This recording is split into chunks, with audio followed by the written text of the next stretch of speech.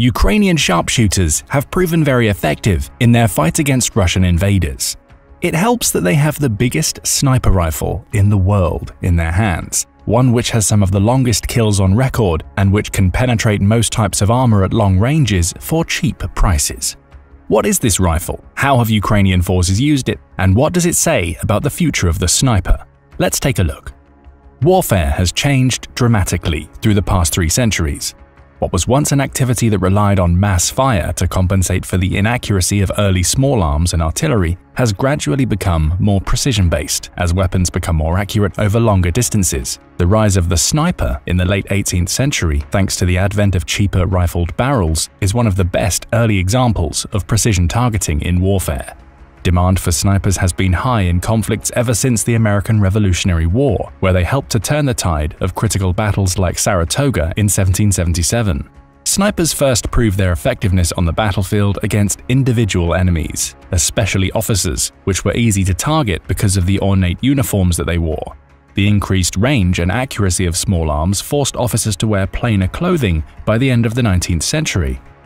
After proving themselves in the anti-personnel role, snipers began to use even larger firearms loaded with special-purpose heavy machine gun rounds to target enemy vehicles like supply trucks or even tanks. Although tank armor became too strong for these weapons to damage in World War II, anti-material rifles are still effective against a wide variety of other targets. Thanks to the advent of these rifles, the sniper became a threat not only to men on foot but even to those who were riding inside vehicles like armored personnel carriers. The sniper's effectiveness as a force multiplier continued to increase, although sharpshooters still often lacked weapons that could serve all of their needs.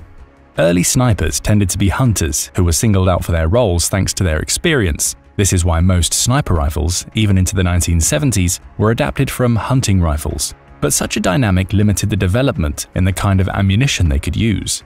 Things started to change in the 1980s.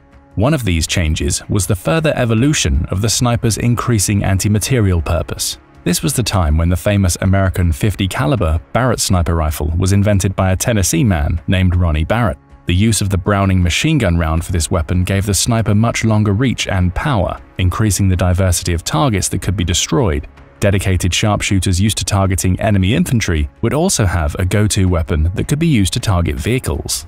Recruitment and training methods for snipers also started changing at this time. Typical sniper training in modern armies can take a year or more, and Ukraine was once no exception to this. However, because they are so badly needed at the front, Ukraine's sniper schools have given candidates a crash course that can be completed in a few weeks.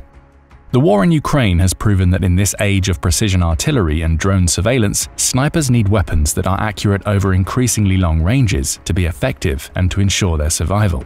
Fortunately for Ukraine, one of the weapons it has in its arsenal is the SnipeX Alligator, and it's the longest sniper rifle in the world, with a length of 6 feet 6 inches when it's fully assembled. Experts have described this weapon as one which makes even previous anti-material rifles like the M107 Barrett seem like pea shooters in comparison. What are the specs of this weapon? Let's take a deep dive. The SnipeX Alligator is a domestically produced rifle that made its debut in June 2020. The rifle is manufactured by a company called Zado, which was founded in 1991 in Kharkiv, Ukraine. The company has since expanded internationally with headquarters in Germany and the Netherlands. It's a nanotechnology-based chemical company that specializes in ceramics, lubricants, oil, and fuel additives, not to mention firearms. Zado is an experienced manufacturer that has over 1,600 items in its company product line. 2 of them are the anti-material Alligator and T-Rex rifles. The Alligator has a barrel length of 47 inches, which is more than twice the length of a typical hunting rifle designed to engage targets at long distances. Even the Barrett M107's barrel is small by comparison at 27 inches. The rifle has a mass of 25 kilograms, weighs 55 pounds, and is chambered for the 14.5 by 114mm anti-material round. This round, which has a mass between 59 and 66 grams and a weight of about 2.2 ounces, originated in the Soviet Union during World War II. There it was used as the ammunition for the KPV heavy machine gun and in anti-tank rifles like the PTRS-41 and the PTRD-41, weapons which have seen some use in the Ukrainian conflict today. Since World War II, this round has been used internationally in other anti-material rifles, anti-aircraft guns, and in the machine guns mounted on armored personnel carriers. The 14.5 by 114mm round comes in several different varieties, such as tracers, armor-piercing incendiary, and high-explosive incendiary. The Alligator's effective range is 2 km, but it has a maximum range of 7 km. To make it more accurate, Zado designed it as a bolt-action rifle. This reduces the tilt of the battle, which would be significant for a round of this size if it was firing in semi-automatic mode. The Alligator's receiver is made of steel and its bolt guides are chrome-plated, which reduces the amount of dirt and grime built up in the barrel as a result of repeat firing. The rifle comes with a detachable box magazine that can hold 5 rounds inside. The muzzle velocity is almost 1,000 meters per second, nearly Mach 3. A trained shooter can fire 12 rounds per minute. The Alligator can be used to attack dynamic as well as static targets. The Alligator has a design that compensates for the large recoil of its round in several ways. First, its sheer weight absorbs much of the energy and keeps the weapon steady, preventing the operator from feeling its full effect. Second, it comes with a recoil-isolating buttstock and a 4 or 5 baffle muzzle brake. Third, the shoulder stock is padded to reduce the wear and tear on the operator, although experts believe that this measure is likely ineffective in reducing recoil itself. The rifle has a height-adjustable cheek rest that can be installed on either the right or left side. It also comes with a carrying handle that can be changed depending on if the operator carries it with a mounted silencer. To facilitate the transport of this weapon at longer ranges, the Alligator's barrel can be detached quickly from the main body. The rifle and barrel can be then stored alongside one another in a compact transport case. To increase its accuracy, the Alligator can come equipped with different sighting devices and features a floating barrel that whips naturally under recoil. A folding 4-position adjustable bipod and rear-adjustable monopod come with the rifle too, in order to further stabilize it when it shoots. The Alligator also has a little brother, the SnipeX T-Rex rifle, which is essentially the same device, but this one is in a bullpup configuration without the detachable magazine, meaning it can hold only 1 round at a time. Both the Alligator and T-Rex rifles are coated with a special paint called Cerakote. Although it might sound trivial, this is an important attribute in their durability. Cerakote is a ceramic paint coating that provides enhanced protection against the elements. Firearms coated with Cerakote show fewer signs of wear and tear by becoming more resistant against corrosion and abrasion. Cerakote also provides better protection for the weapon when it's exposed to potentially degrading chemicals, meaning that it can be fielded for longer and under tougher conditions before requiring repair and replacement.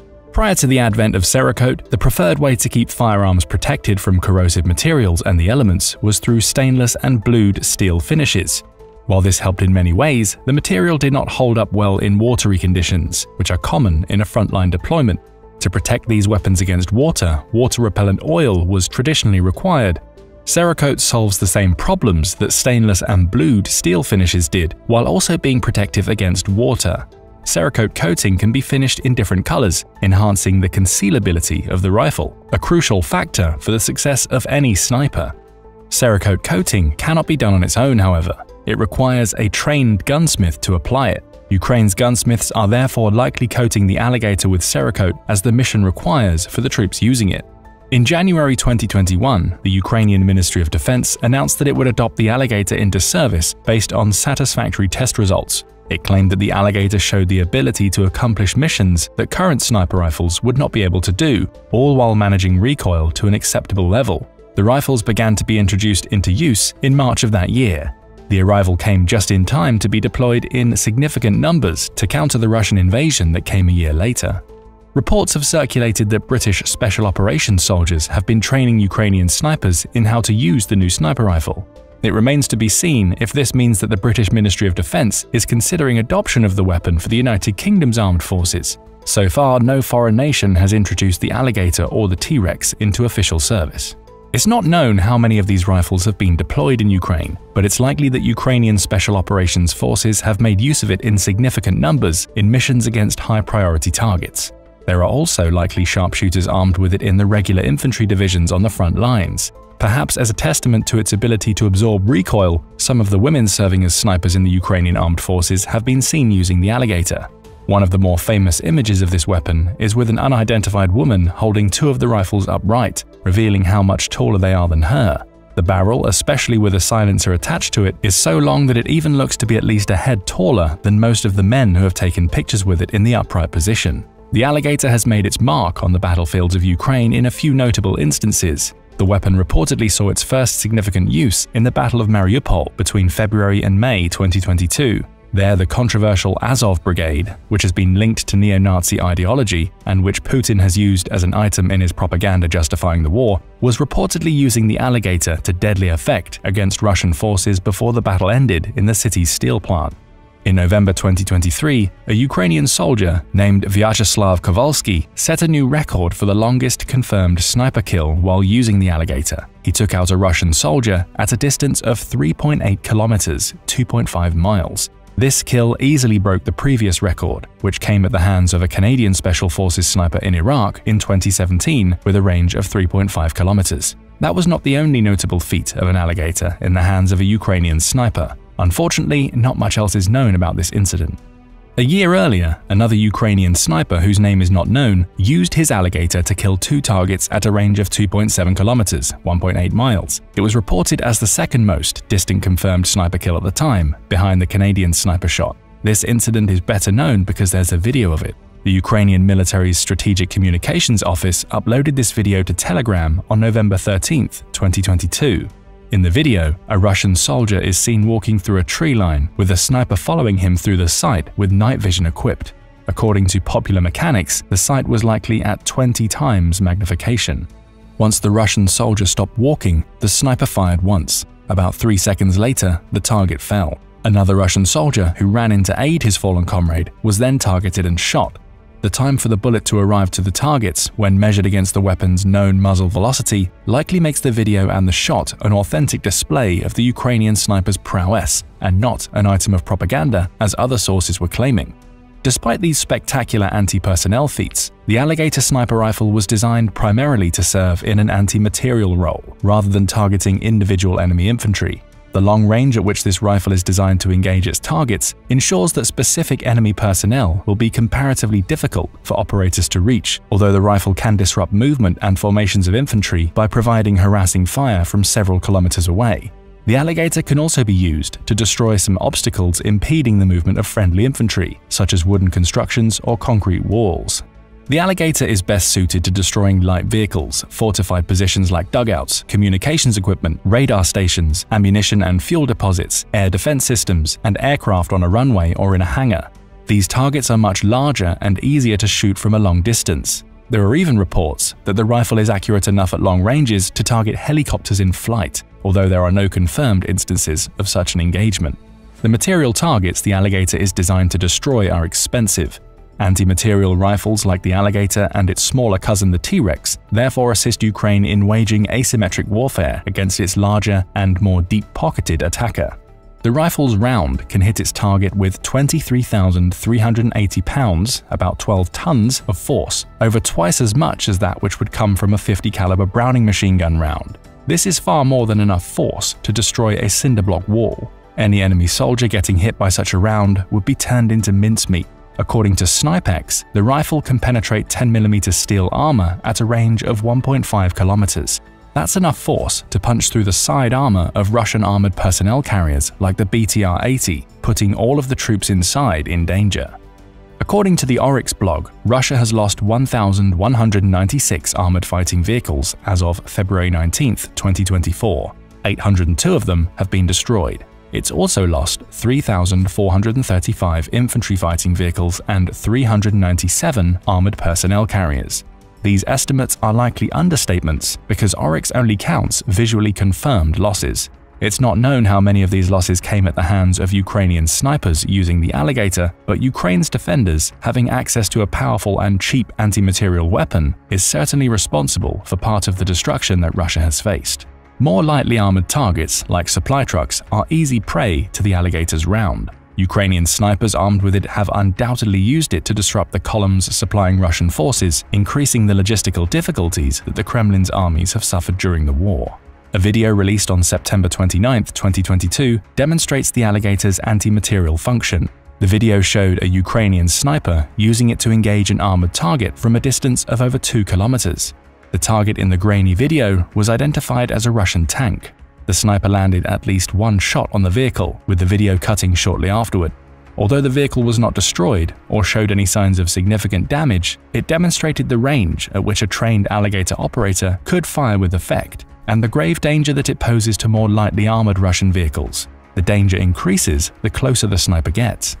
At 100 meters, the Alligator's round can penetrate 30 millimeters of steel armor, putting heavier units at risk, although this would also put the sniper in far greater danger. Escaping after a shot while carrying such a long and heavy load will not be easy. For this reason, most sniping missions with the Alligator will come at longer ranges. Part of the reason for the importance of the Alligator's anti-material function is that it's a much cheaper option to destroy these targets than other portable anti-armor weapons. For example, a Javelin missile can cost $80,000 a piece.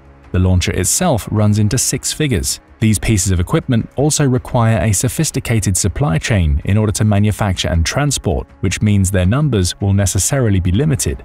In contrast, the Alligator will cost 4 or 5 figures. The rifle's precise price tag is not listed. There are also millions of 14.5 by 110mm rounds available to use, and it's easy to manufacture more of them locally. The presence of the Alligator allows for Ukrainian forces to avoid using expensive Javelin or NLAW rounds on lower priority targets, saving them as they were intended to be used against enemy main battle tanks. This is another way that the Alligator's presence assists Ukraine's asymmetric fight against Russia. As good as it is, the Alligator comes with dangers to the operator.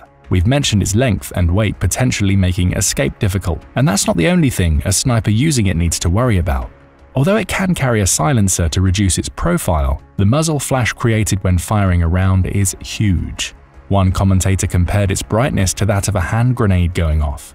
Even with a flash suppressor, it's an easy profile to make out, so the sniper will be vulnerable after having taken the shot. This is why the rifle is designed to engage targets at such long ranges. Such distance is one of the only ways to ensure a good level of safety for the sniper using it. Although it is notable that in a 2021 training video released by the Ukrainian military, the flash profile of the weapon was much lower when it was equipped with a silencer. The arrival of the Alligator and T-Rex on the battlefield shows that the role of the sniper continues to evolve. Ranges are getting longer, with the record for the longest recorded sniper kill changing hands more frequently in the last decade. Anti-material snipers have also shown their importance in modern peer or near-peer conflicts. Precision missiles, artillery shells, and rocket-based anti-tank or anti-aircraft munitions get depleted rapidly under such conditions, with both sides in the conflict suffering from a shortage. Users will therefore need to be careful in how they decide to use their sophisticated precision ammunition. The response to this reality has been to go retro. In many other ways, old is new. For example, Ukrainian forces have relied on old-style flak cannons to shoot down Iranian Shahed drones, because using sophisticated missiles to do so is an uneconomical use of resources. The Alligator demonstrates the same principle against targets on the ground. The sniper will always be a danger to enemy personnel, especially against high-value targets who aren't being careful.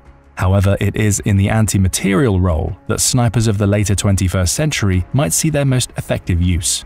Will the snipers of the future, armed with weapons like the Alligator, prove to be a danger to increasingly more expensive pieces of enemy equipment for cheaper prices?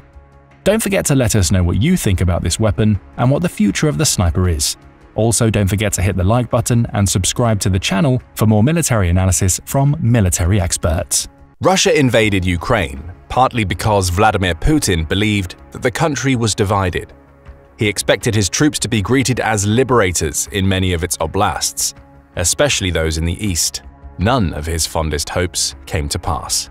Instead, the invasion has created a renewed sense of Ukrainian identity, as all segments of society signed on to resist the attack, including the women of Ukraine.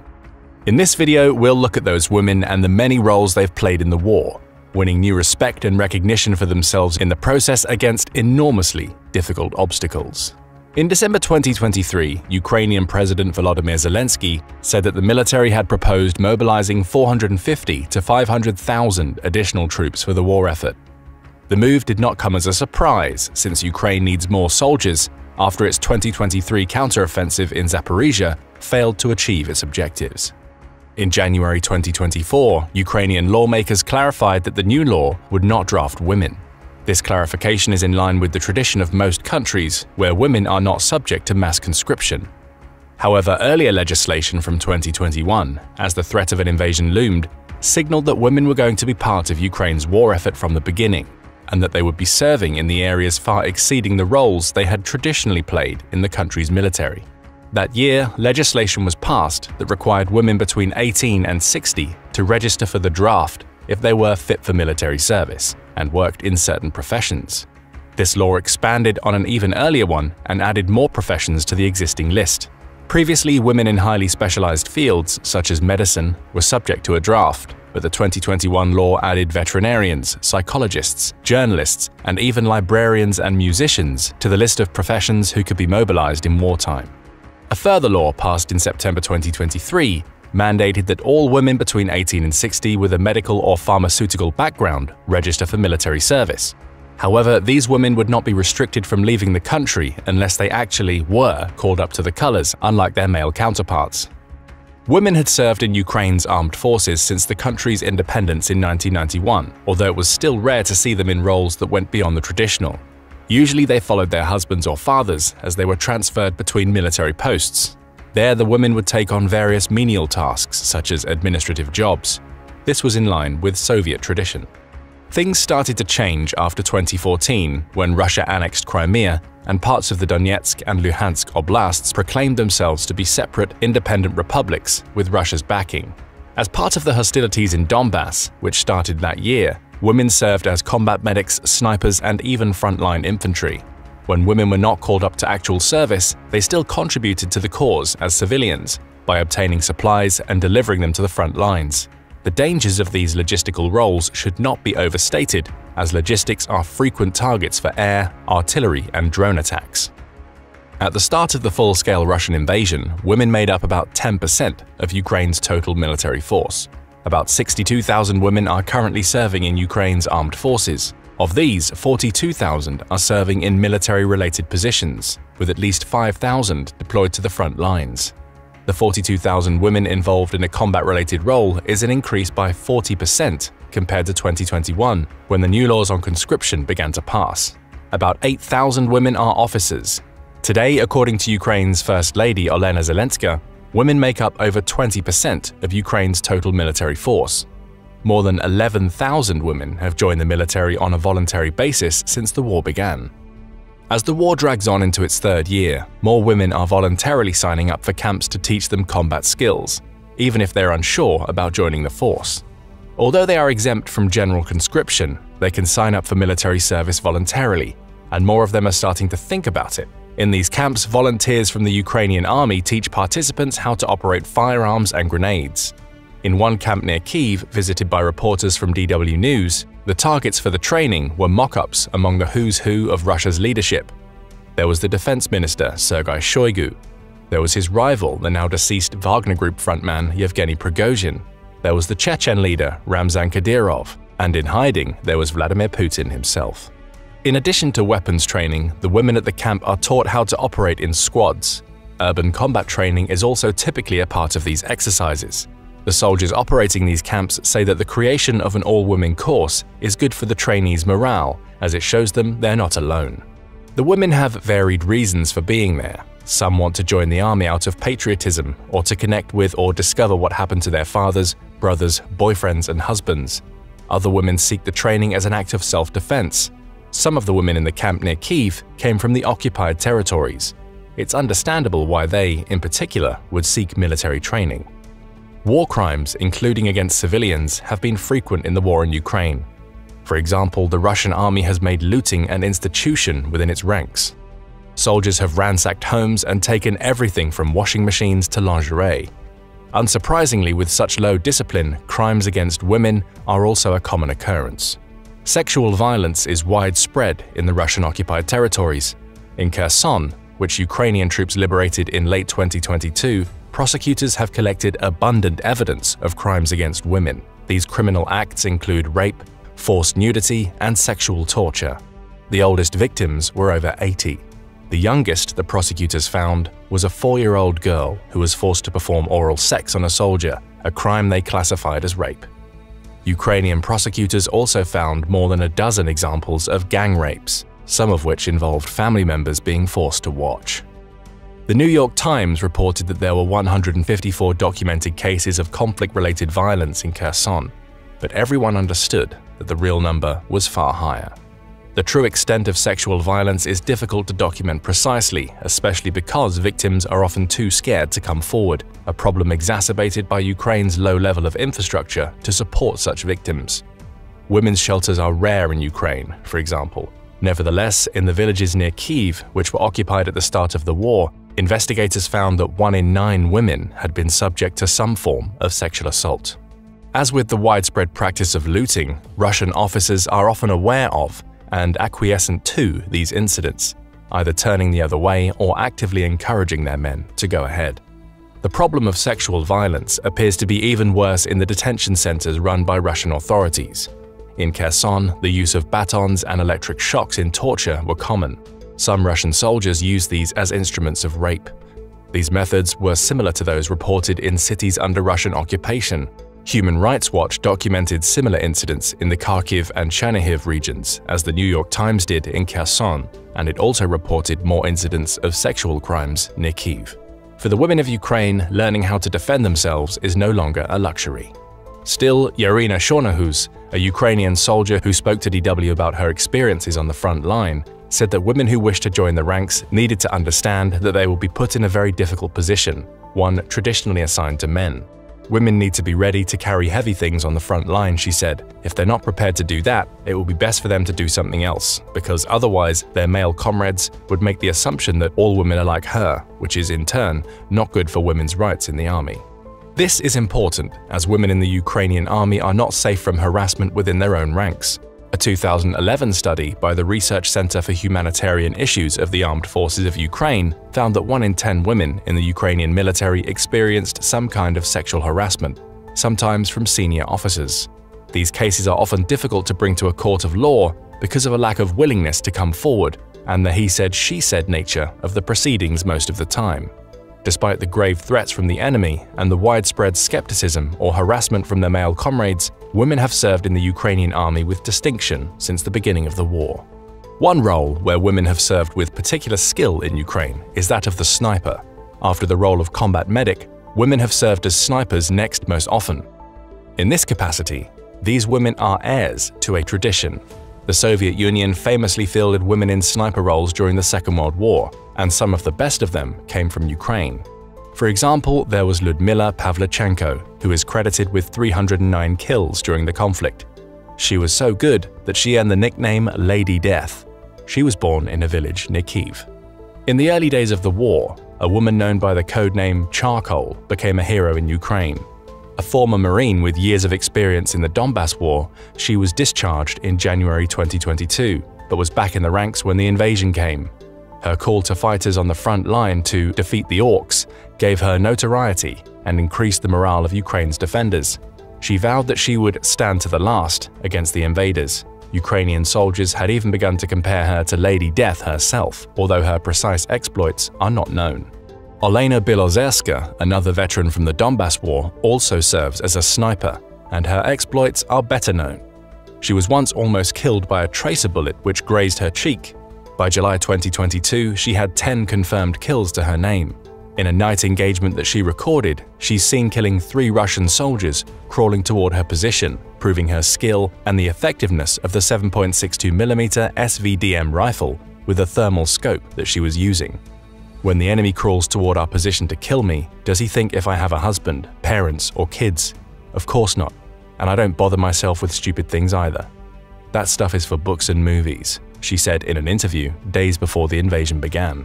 When the invasion actually did begin, she said that the Battle of Kyiv was like going on safari, because enemy vehicles moving in dense columns were easy prey for ambushes.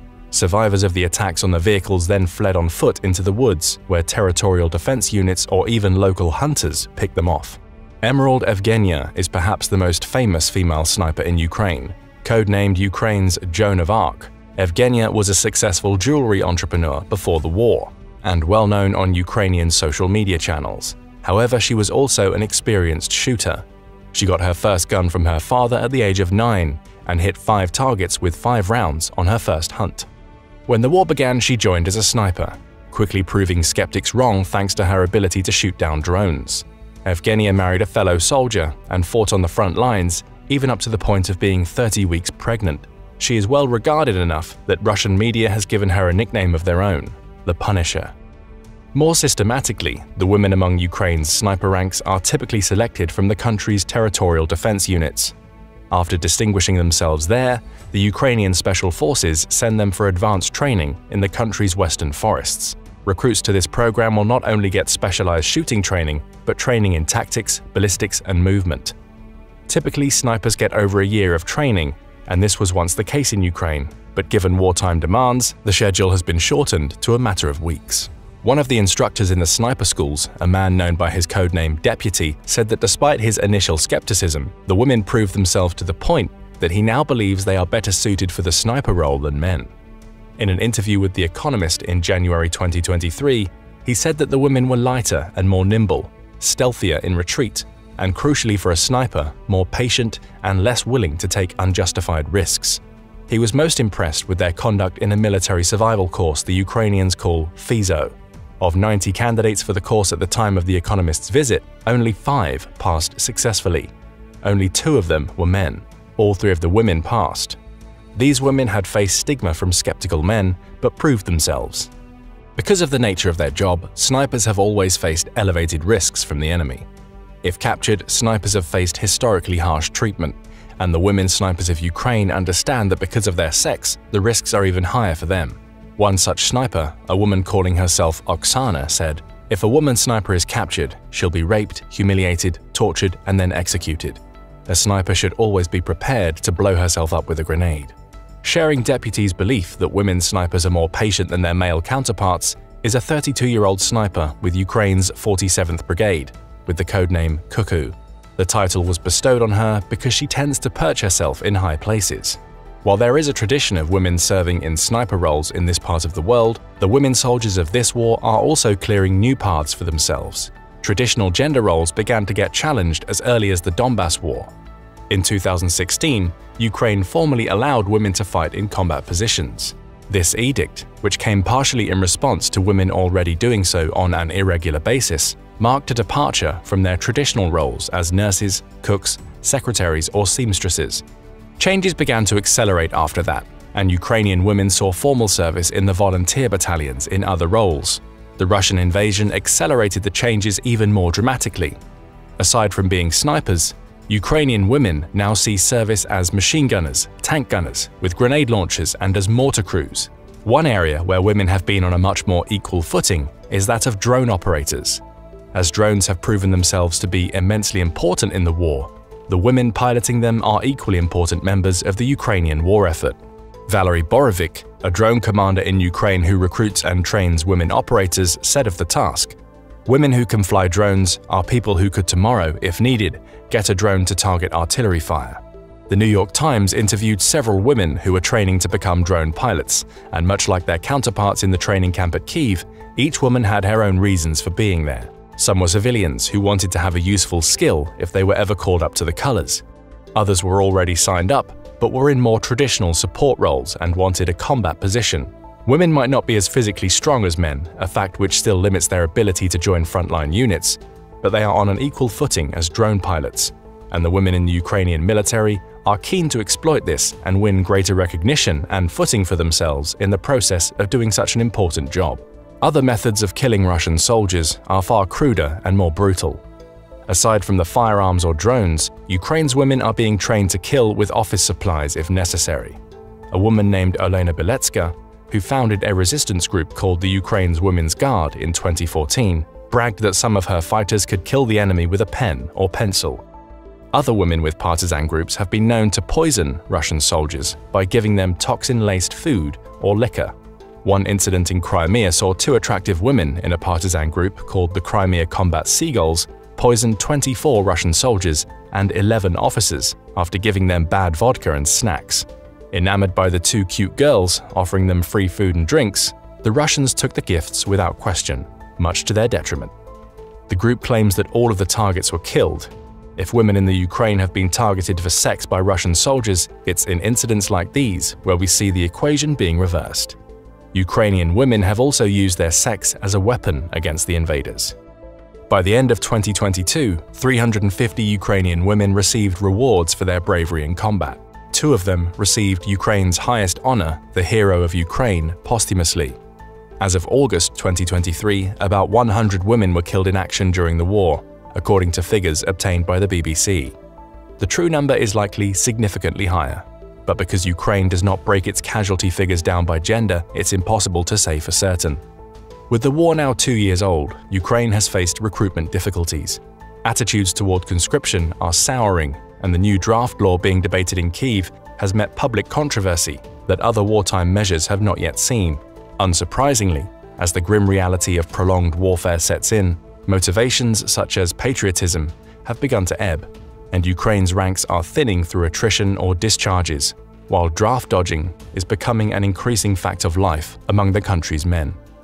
With Russia having the benefit of a population about 3 times as large as Ukraine, and Vladimir Putin's determination not to lose the war, the Ukrainian military must find a way to increase its available supply of soldiers, which is why we should not be too surprised if the country calls on its women to do even more tasks not typically assigned to them, as there is still no end in sight to the struggle. Despite the threat of capture, sexual violence, and frequent harassment from their own comrades, the women of Ukraine have played their part in defending their country from invasion, often with distinction. And as the war goes on and manpower becomes scarcer, their country will likely need to rely on them far more than usual. In the West, wartime conditions have historically been a catalyst for a change in the way that women are treated. This war will likely prove to be a catalyst for advances among women in Ukrainian society. One of the snipers in Ukraine, codenamed Sultan, who was one of the 3 women that passed the FISO course, said to The Economist, "She, my daughter, told me that if my death happens, she will be sad, but always have a place in her heart for me. I'm doing everything to make sure her generation doesn't have to deal with Putin and his crazy world." What do you think about the experiences women have faced in the war in Ukraine? What roles might they be called on to serve next? What advances do you think they might make after the war, if they're able to repel what one of their ranks calls the orcs? Don't forget to let us know your opinions in the comments. Also, make sure to hit the like button and subscribe to the channel for more military analysis from military experts. When you break down the T-90 on paper, Russia's most modern battle tank looks pretty fierce. Among other high-tech accessories, it boasts a 125mm smoothbore gun, modular composite armor, and a 1,000+ horsepower V12 diesel engine.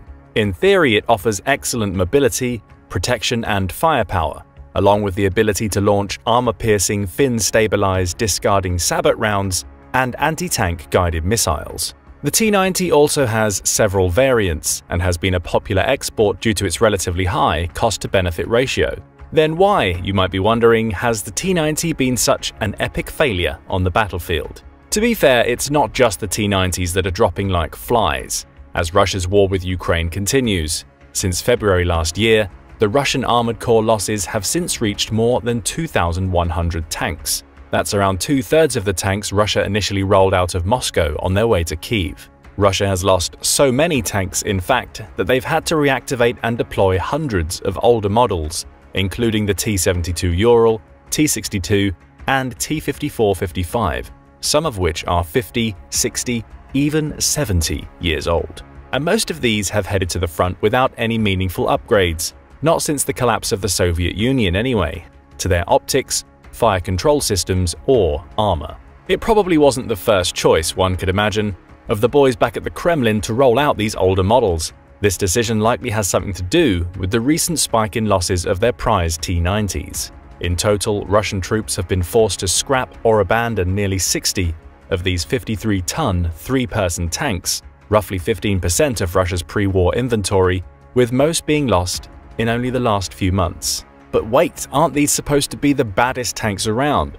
That's certainly what the Kremlin's been saying. Before we get to the specific factors contributing to the T-90's proposed survivability, or lack thereof, let's take a moment to address one other important point. When we zoom out, there's an argument to be made that the increasing number of T-90s being destroyed on the battlefield in Ukraine might actually be a negative sign of things to come for our friends in Kyiv. How's that? Well, let's look at it like this. One reason that so many T-90s have been destroyed recently, but certainly not the only reason, is that there's been more of them deployed to destroy. Translation: Russia's current production of T-90s has been picking up, as Putin's nearly 2-year effort to boost tank production finally seems to be paying off. Apparently, Russia has been able to work around some of its increasingly tighter foreign sanctions, including those on critical high-end electronics that it was once importing from France. As mentioned before, the number of destroyed or captured T-90s accounts for roughly a quarter of Russia's pre-war inventory. This overall number, however, does not include the hundreds that have been produced by the Uralvagonzavod plant in Sverdlovsk Oblast since the start of 2022. Russia's increased productivity could become a serious problem for Ukraine, considering its main tank plant, the Malyshev factory in Kharkiv, currently lacks the capacity to produce new tanks from scratch and is limited to performing upgrades and repairs. This leaves Ukraine's armored forces mostly reliant on foreign donations if they intend to deploy a fleet of modern Western-style tanks, which they have, including German Leopard 2s, British Challenger 2s, and the American M1 Abrams. But are foreign donations going to be able to match Russian tank production? Well, it's hard to say, but it probably wouldn't hurt for Ukraine's Western allies to throw in a few more tanks, especially because the Uralvagonzavod plant can, hypothetically, produce enough new T-90s in the next 6 months to match Ukraine's current inventory of comparable, modern battle tanks. But even if this theory is true, and an increasing number of T-90s are being destroyed largely because more are being manufactured and deployed, that certainly isn't the whole story.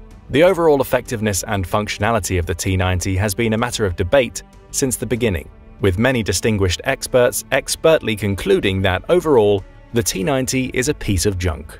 First introduced as the T-72BU, then renamed the T-90 to distinguish it from all the other T-72 variants, the T-90 was thought to be one of the most well-protected tanks in the world, while also boasting one of the most heavily equipped battle systems currently on the market. After being officially brought into service in 1992, the T-90 has received a number of upgrades and subsequent name changes. In 2004, it was renamed the T-90A, and then in 2016, it was upgraded and rebranded again as the T-90M. Then, after its most recent upgrade in 2017, it came to be called the T-90MS. There were also less popular variants along the way, but those aren't worth mentioning here. Since its conception, one of the major selling points of the T-90 has been its relatively low cost. Save for the most recent variant, the T-90MS, which runs closer to $4 million, the full line of older, less expensive T-90 models can still be purchased and exported for around $3 million. Even though it continues to be produced primarily for use by the Russian Army's armored division, the Kremlin has sold and exported thousands of T-90s, mostly T-90S variants, to countries such as Algeria, Armenia, and Iraq. In fact, India alone is now in possession of more than 2,000 Russian-built T-90Ss. Underneath the hood, so to speak, of all currently available T-90 variants is a V12 diesel engine. The most powerful, coming in at 1,130 horsepower, can be found on the T-90MS. The T-90 is also about 20 tons lighter than the M1 Abrams, and was designed to accommodate and be operated by, thanks to its auto-loading firing system, just a 3-man crew. Upon closer inspection, however, the effectiveness of both the engine and loading system have come into question, but more on that a bit later. So what about firepower? Well, if the T-90 has one thing going for it, it definitely has a lot of that. The T-90's 2A46M4 125mm smoothbore main gun can fire a range of high-tech ammunition options, including armor-piercing, fin-stabilized discarding sabot rounds, as well as the anti-tank guided missiles mentioned earlier, also known as the 9M119 Reflex, or by NATO as the AT-11 Sniper. These high-tech projectiles have a maximum range of 4,000 meters, with a flight time of 11.7 seconds, and can, under certain conditions, even take down helicopters. Also, in terms of firepower, the T-90 features 2 externally mounted machine guns. One is a 12.7mm cord heavy machine gun that has a cycle rate of fire of 700 to 800 rounds per minute and can be remotely operated from within the tank. The other is a PKMT 7.62mm coaxial machine gun. And when it comes to protection, in addition to conventional armor plating, modern T-90 variants also come equipped with 2 very high-tech defensive systems. The first is the Shatora-1, an active protection system made by the Russian company Electronic Torg that includes a 360-degree laser warning receiver complete with automatically triggered countermeasures. The deploy of the tank is painted by an enemy laser. This device can even orient the tank's main gun in the direction of the laser's origin. The Shatora-1, among other features, also comes with an infrared jammer and a grenade-launching system that has the capacity to discharge smoke grenades which release an infrared obscuring aerosol cloud. The modern T-90's second line of defense is its Contact 5 Explosive Reactive Armor, or ERA, which is essentially a layer of high explosive sandwiched between two metal plates designed to minimize the damage of explosive projectiles by detonating just prior to their impact. Pretty fancy, right? ERA was specifically designed to counter a range of advanced weaponry, including missiles and rockets carrying high explosive anti-tank warheads, as well as highly deadly sabot rounds, which separate after being fired and turn into a thin, fin-stabilized rod made of depleted uranium. Once a sabot round impacts an enemy tank, the kinetic force it creates while penetrating also creates a steam of molten metal that pours into the cabin with it. This instantaneously increases the temperature and pressure inside of the sealed turret, killing, or rather cooking, everyone inside. The T-90 also comes with a magnetic mine detection system that, when functioning properly, uses an electromagnetic pulse to disable mines before the tank can run over them. So then, what's the deal, you might be asking? Why aren't these extra fancy protection systems making the T-90s unstoppable? For one, these systems haven't performed so well against long-range anti-tank guided missiles. There was one report that stated a Ukrainian took out two T-90Ms back-to-back using an AT-4 anti-tank weapon. If that report is accurate, this would be a very impressive set of skills. The Swedish-made Saab AT-4, given to the Ukrainians by the US and Sweden, is a lightweight, shoulder-launched anti-armor weapon. However, despite delivering an 84mm projectile out to a range of 300 meters, this unguided weapon should not be effective against a T-90M's reactive armor, which the manufacturers claim is effective against not just low-speed rockets and missiles, but also tank rounds coming in at hypersonic speeds. There are, it seems, even more embarrassing ways to lose a tank, which Russia has also discovered recently. Apparently, a group of Russian technicians accidentally set fire to a T-72 they were attempting to repair. In the confusion, the ammunition on board caught fire and exploded, completely destroying the tank and damaging two others nearby. The loss of this tank and the two T-90Ms suggest that a more complex set of problems might be plaguing the Russian military. And this makes the actual durability and effectiveness of the T-90 more difficult to determine. Is the hyped T-90M any less vulnerable than earlier models? It's hard to tell when it's regularly being used without proper tactical or common sense. Another reason the T-90 was poorly conceived compared to other main battle tanks is that its underlying design is outdated. Ultimately, as we mentioned before, the T-90 is simply an improved version of the T-72. Essentially, the turret of the T-80 and the hull and drivetrain of the T-72 combined together and covered over with reactive armor. And because the T-90 is in its essence only an update, it retains all of the defects of its bargain-built older brothers. Its inherent shortcomings, leading to the apparent failure of the T-90's ultra-modern defensive systems, is one thing, but this tank has also been the victim of tactical incompetence and has regularly been rolled into impossible no-win situations. In modern warfare, advancing tanks are supposed to be supported by infantry, for the very purpose of suppressing enemy ground troops who might be using anti-tank weapons, like the AT-4. Deployed armor should also have artillery support, if only to help mitigate any long-range threats. Sending tanks forward without defensive support, as Russia has continued to do in Ukraine, makes them extremely vulnerable, especially to infantry units using shoulder-launched weapons. Mobile ground units, when allowed to get in close, can carry out ambushes at short range, which allows them to focus their attacks on a tank's more vulnerable target areas. A particularly vulnerable area for these tanks, that's also been exposed by the creative fighting tactics being used in Ukraine, is the roof. So it seems the T-90 has had some trouble with the anti-tank missiles that are fired from elevated positions and ultimately come down onto these vehicles from above. The T-90's 360-degree active protection system is supposed to protect from this sort of attack, and its failure to do so might suggest that this fancy new system isn't as infallible as first advertised. A range of other deficiencies came to light after the first T-90 was captured, intact, from the battlefield in Ukraine.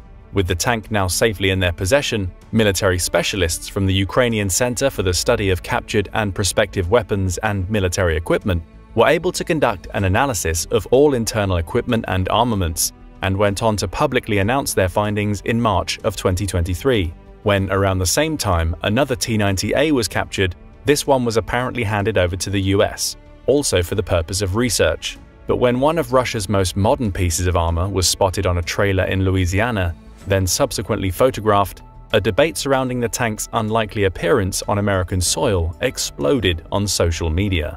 It isn't fully known what the US ultimately had planned for the tank, but we do know what Ukraine did with theirs. They ripped it apart, literally and figuratively. Once the team of Ukrainian experts had completed their investigation, they claimed to have uncovered little more than an old T-72 hiding beneath the shell of widespread Russian propaganda, labeling Russia's new war machine an overall failure and not nearly the breakthrough the Kremlin had been all along claiming it to be.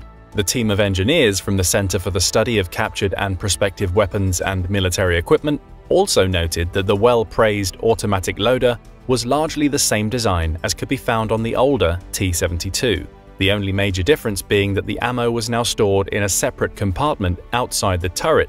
This modification, however, created the complication of tankers having to fully exit the vehicle in order to load ammunition into the main compartment, which, to be done with any practical sense or relative amount of safety, would require that the tank leave the field of battle.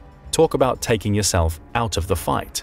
The center also reportedly discovered significant limitations concerning the T-90's B92S2F V12 diesel engine, which Ukrainian engineers claimed did not have sufficient power to reliably propel the vehicle, a claim that was supported by videos of T-90s getting stuck in the mud. They also noted that the highly praised Kalina computerized fire control system had incorporated in its design not only civilian electronic components, but some of Western origin, while other electronic components had been assembled without adhering to moisture control requirements, resulting in increased oxidation, shortened lifespan, and unexpected failure. But the embarrassment of Russian tank builders isn't the Kremlin's biggest problem here. If Ukraine persists in revealing the secrets and vulnerabilities of the allegedly advanced systems and technologies of the T-90, this could potentially create a serious financial challenge for Russia in the future. By giving other countries the information needed to produce their own, while simultaneously diminishing the hype surrounding the Russian-made T-90, sales are bound to diminish. And this is no small sum we're talking about. Russia has currently received a combined total of nearly $10 billion for exported T-90s from India and Algeria alone. But a fair amount of damage seems to have already been done. As reports of the T-90's mediocrity have continued to surface, many foreign companies that had previously signed contracts with Russia have swiftly cancelled those agreements. All these technological and mechanical shortcomings, though, are only part of the bigger story. The lack of success the T-90 has had on the battlefield in Ukraine cannot be truly understood without looking at the opposition they've faced. It would be a disservice to Ukraine's ferocious troops to do otherwise. Combined with grit and determination born largely of national pride, Ukrainian forces have also received an impressive amount of anti-tank weaponry from the US, as well as other allies. From the US alone, Ukraine has received more than 10,000 Javelin anti-armor systems, 90,000 other anti-armor systems and munitions, 8,000 tube-launched, optically tracked, wire-guided TOW missiles, 35,000 grenade launchers and small arms, 4 million rounds of small arms ammunition and grenades, and a whole slew of laser-guided rocket systems, rocket launchers, and anti-tank mines. According to Washington's regularly updated list of wartime contributions, which includes 31 Abrams tanks, 45 T-72B tanks, 186 Bradley infantry fighting vehicles, 20 Mi-17 helicopters, dozens of combat drones, lots of state-of-the-art satellite communications equipment, and more than 100,000 sets of body armor and helmets, President Biden has provided nearly $44 billion in military assistance to Ukraine thus far. Weapons are a critical part of warfare, that's obvious, but without resourcefulness, they will only take a conventional force so far, which makes the new tactic Ukrainian forces have been using against Russian tanks that much more impressive. To go along with their already proven yet more traditional ambush maneuvers, they've also developed a highly creative yet simple way of utilizing landmines. Essentially, as a Russian mine plow clears a path through a known minefield, Ukrainian troops will wait for it to pass, then toss fresh mines onto the same path right in front and sometimes behind the trailing convoy, effectively littering the cleared corridor with new mines. The vehicles following the mine plow end up hitting these mines or run over the mines as they try to escape the trap. To execute this brazen new maneuver, the Ukrainians have been utilizing two different types of mines. One is the Soviet TM62, the other is the American Remote Anti-Armor Mine System, or RAM, of which the US has donated more than 30,000. The 21-pound TM62 is what you think of when you think of a traditional mine, basically a big metal disc packed with explosives and fitted with some sort of fuse. The RAM, on the other hand, is slightly different and consists of 9 mines that are 4 pounds each, stacked together in a hollow 155mm artillery shell. With practice, Ukrainian troops have found that a few well-aimed volleys can scatter scores of these, each with a magnetic fuse, across a relatively wide area. This tactic has been a big success recently, as armored vehicles have continued to roll in neat lines across the fields and forests between the Russian-occupied cities of Pavlivka and Vuhledar. And what often happens, after the lead tank hits a mine and explodes, the rest of the column attempts to scatter. Some vehicles try to go around the wrecked lead vehicle, only to hit a mine themselves. In these scenarios, even retreat is dangerous, as there might be fresh mines now scattered behind the column, littered across the very path it used to come through. In the past weeks, in the region surrounding Vuhledar, the Russians have lost 30 or more armored vehicles, including a few tanks, and it seems that well-placed mines have largely been the cause. To defeat these tactics and save a few of their prized T-90s, Russia will need, at minimum, better intelligence and a more flexible command and control strategy.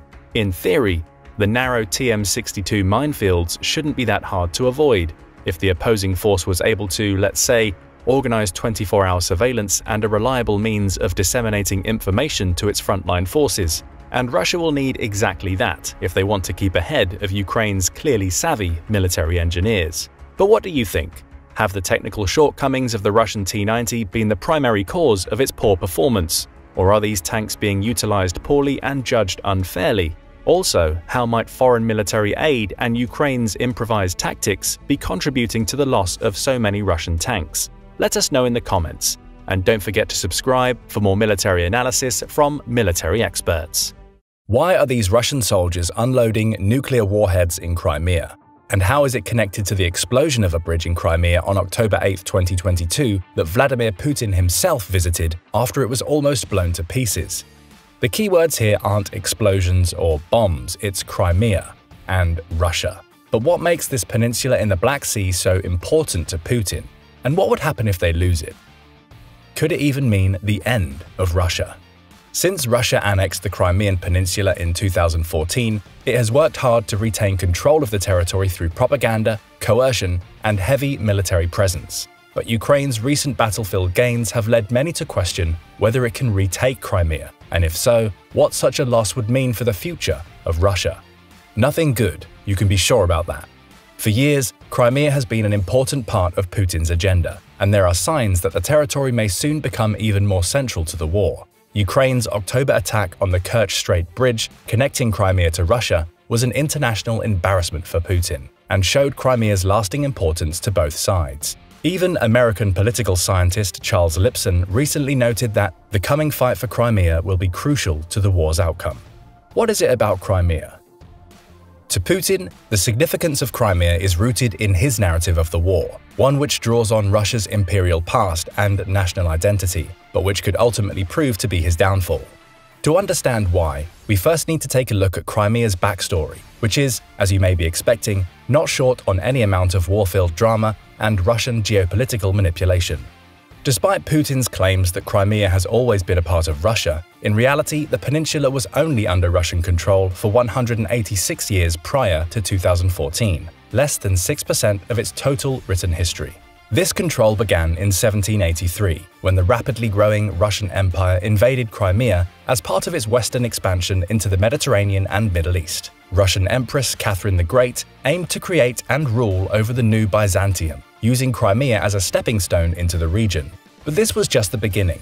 The idea of conquering neighboring lands as a foothold and buffer zone between Russia and its enemies became a central aim of later imperial, Soviet and Russian governments, one still reflected in Putin's foreign policy today. Everything seemed to be going great for the Russian Empire for a while, but there was a plot twist. Russia's imperial expansion was eventually cut short by the Crimean War of 1853–56, where it was defeated by the combined forces of the Ottoman Empire, France, and the United Kingdom. While this halted Russia's military expansion for a decade and a half and forced it to dismantle its naval base in Sevastopol, the empire was able to retain control of Crimea. But Russia wouldn't be stopped for long. With the Franco-Prussian War of 1870, Russia rebuilt the Sevastopol base and again tightened its control on the peninsula. During the next century of its rule there, think tank Chatham House notes that Russia destroyed much of its indigenous Crimean Tatar population, since the Russian policy was one of forced displacement, colonization, and Russification to enshrine dominance. Throughout this period, Crimea also became critically important to Russia's national identity, cemented in the minds of many as a historical part of its territory. After Sevastopol was destroyed during World War II, Joseph Stalin even declared it a hero city and ordered it to be rebuilt as fast as possible. But this wasn't the end of Crimea's story. After Stalin's death, control of Crimea was transferred to Ukraine in 1954, mainly due to political calculations by new Soviet Premier Nikita Khrushchev, and under the pretext of revitalizing the faltering Crimean economy. But the transfer didn't reduce the importance of Crimea in the Russian national identity. Ironically, the move was intended to bring Russia and Ukraine together against the West. Soviet official Kliment Voroshilov declared at the time that enemies of Russia had repeatedly tried to take the Crimean Peninsula from Russia and use it to steal and ravage Russian lands. He praised the joint battles by the Russian and Ukrainian peoples to keep Crimea in the Soviet and Russian sphere of influence. Talk about manipulative propaganda. But Crimea enjoyed some peaceful times too. After the fall of the USSR in 1991, it remained part of Ukraine, functioning as an autonomous zone. But a 1997 lease agreement also allowed Russia to maintain its Black Sea fleet in Sevastopol through 2042. This close strategic relationship remained in place for several decades. Here's where this joint custody situation gets interesting. Ukraine's government stayed subservient to and dependent on its larger neighbor, while Russia retained a large economic and military presence in Crimea, one of its only warm water ports. Most of Russia's major ports are located in the Arctic North, freezing over and becoming unusable during winter. Because of this, Putin has long viewed the Crimean Peninsula as vital for his modern security strategy. An analysis from the RAND Corporation explains that Crimea provides a two-echelon outer layer of defense against an air attack emanating from the eastern Mediterranean. And if Russia's coastal defense brigades perform as designed in a contested environment, they pose a significant threat to enemy maritime forces within range. Because Russia lacks the military capabilities to project power around the world, its government is forced to focus on controlling smaller areas which give it the biggest geopolitical advantages. Crimea is among the most important of these areas, due to its favorable weather and close proximity to Russia, Central Asia, Europe, and the Middle East. Hence Putin's reaction to what came next. In 2014, Ukraine's Euromaidan movement severely undermined Russian control of Crimea, as protests forced out pro-Russian President Viktor Yanukovych, and Ukrainians sought closer ties with the West. Seeing his influence faltering, terrified Putin moved to illegally annex the Crimean Peninsula into Russia, codifying it with a referendum held at gunpoint. This rapid, violent takeover shocked the international community, even as Western countries largely stood by and allowed the annexation to take place without consequences. It highlighted both awareness about open conflict with Russia and just how important holding on to Crimea was and is to the country's leaders. In a statement justifying his land grab, Putin claimed that Crimea is as dear to Russians as the Temple Mount in Jerusalem is to Jews and Muslims. Exactly how likely is it that good old Vladimir was genuinely worried about the spiritual well-being of his people and not trying to gain power and control over the West? You can be the judge of that, but here's what happened next as a result of his actions. By re-elevating the territory's importance in this way, Putin and his regime were able to make it a central element of their plan to recollect Russia's historical territories, a plan which would eventually lead to the full-scale invasion of Ukraine in February 2022. Because of Crimea's symbolic and strategic importance, it may soon be central to how the current phase of the war in Ukraine ends. As Lipson puts it, Russians consider it part of their national identity and essential to their status as a naval power. Losing it would damn Putin politically and almost certainly personally. He won't be retiring peacefully to a palace on the Black Sea or setting up a lobbying firm in Moscow.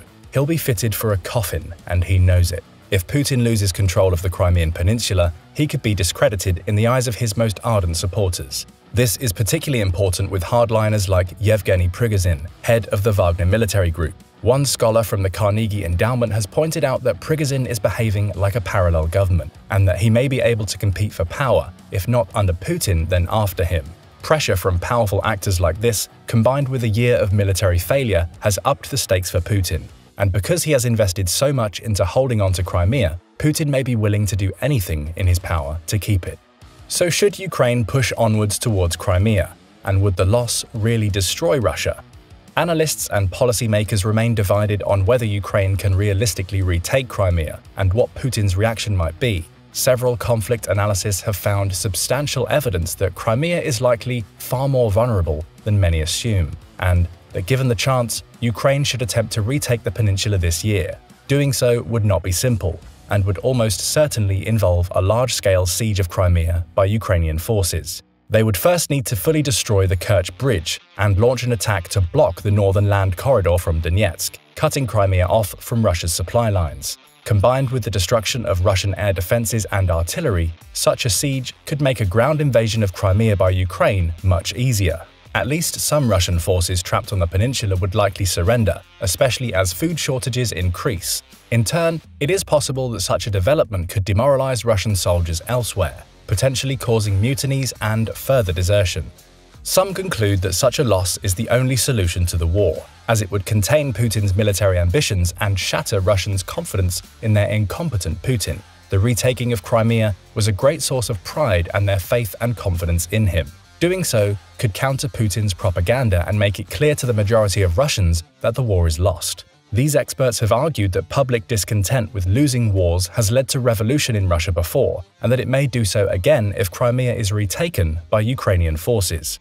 Yet others are far more cautious about the possibility, urging Ukraine not to try and retake Crimea, fearing the reaction it might lead to. Former US Defense Secretary Robert Gates recently told The Washington Post that losing Crimea would be a real red line for Putin, potentially leading to major escalation.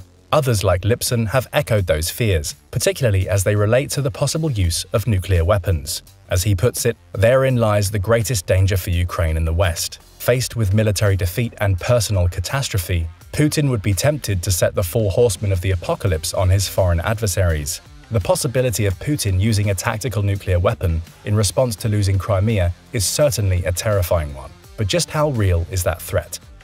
At the moment, US officials consider it relatively low, as the use of even a small nuclear weapon would have enormous blowback on Russia. White House spokesperson John Kirby said several weeks ago that we don't have any indication that Mr. Putin has any intention to use nuclear weapons, tactical or otherwise. But this could change quickly if Putin feels the walls closing in and his grip on power slipping away. Therefore, many officials have urged Ukraine to be cautious about attacking Crimea. This may lead to a rift between Ukraine and some in the West, as Ukrainian President Volodymyr Zelensky has stated that they would liberate the area of independent Ukraine as it was since 1991, as it will always be. This vision includes Crimea, potentially setting the stage for a major new phase of the conflict this year.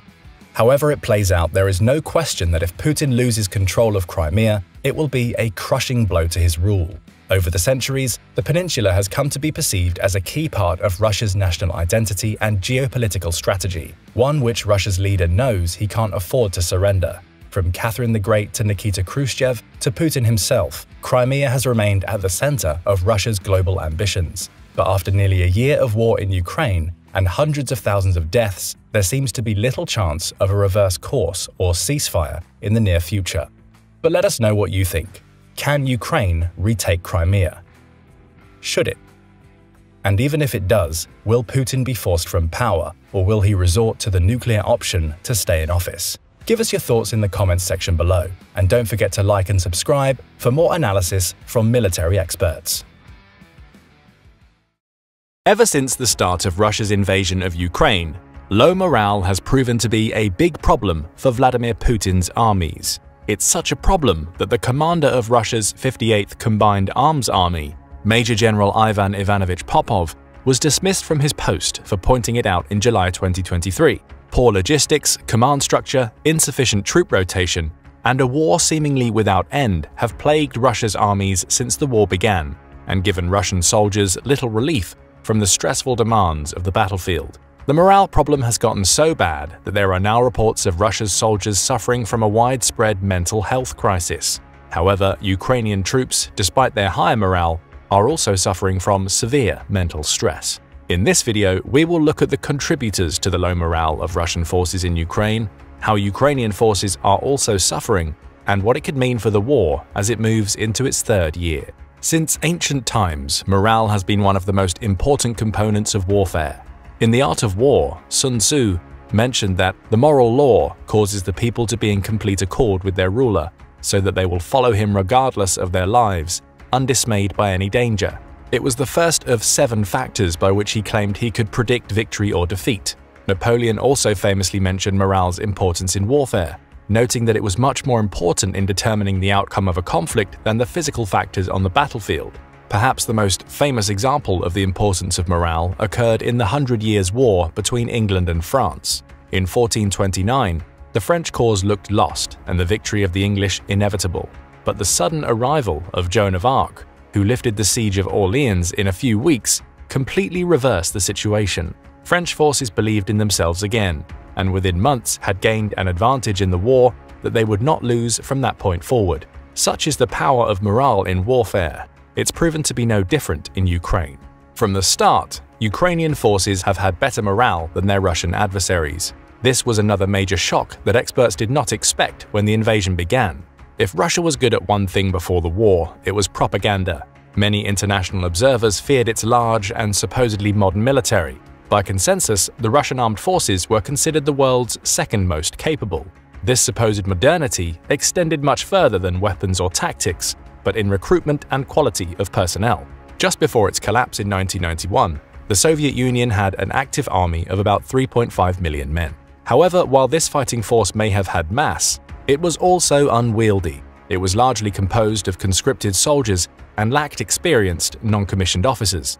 The end of the Soviet Union brought changes to the Russian military. It shrank to about 35% of the size of the former Soviet armed forces. However, the reduction in size supposedly came with an upgrade in quality. The Russian army moved away from conscript forces and toward regular, professional soldiers. Russia's forces were also organized into more compact units, with fighting in Ukraine in 2014 and Syria from 2015 being done mostly at the company level. The reorganization and professionalization of the post-Soviet army should have produced units of veteran troops with experience fighting together, increasing their morale. This supposedly fearsome fighting force was bearing down on Ukraine, a country which was already divided along ethnic and linguistic lines, with many Russian-speaking people in its eastern oblasts. In some ways, it is understandable why Vladimir Putin bought into his own hype and believed his troops would be greeted as liberators by many people in Ukraine.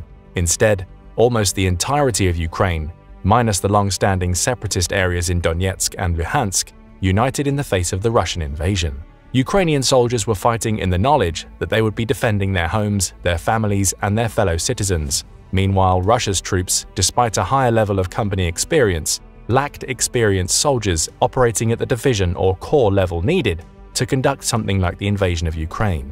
To further complicate matters, Russia's armed forces are a polyglot grouping, and different units are set up to confront different threats. Russia is the world's largest country by land area and spans 11 time zones. Troops in the west are trained to guard against NATO, while troops in the east guard a vast wilderness and the Chinese border. Integrating these diverse forces into a cohesive whole has proven challenging. Further complicating matters has been the integration of forces from Russia's National Guard, the separatist Donetsk and Luhansk areas, and, until the summer of 2023, Wagner mercenaries. Even riot police, which are not trained for combat, have been deployed to the front in Ukraine. These diverse units have often been trained on different equipment as well, making integration even more difficult. These problems are not unlike those faced by many vast empires in history, which have tried to invade a smaller neighbor. In these conflicts, the large heterogeneous empire can struggle to cohesively manage its forces, with soldiers that struggle to figure out their reason for being deployed to the war. Meanwhile, the smaller state with more compact and cohesive forces often see its troops fight with more determination. We've seen this play out in Ukraine. However, this age-old dynamic is far from the only reason why Russia has experienced widespread morale problems. Inadequate training and equipment also play a big part.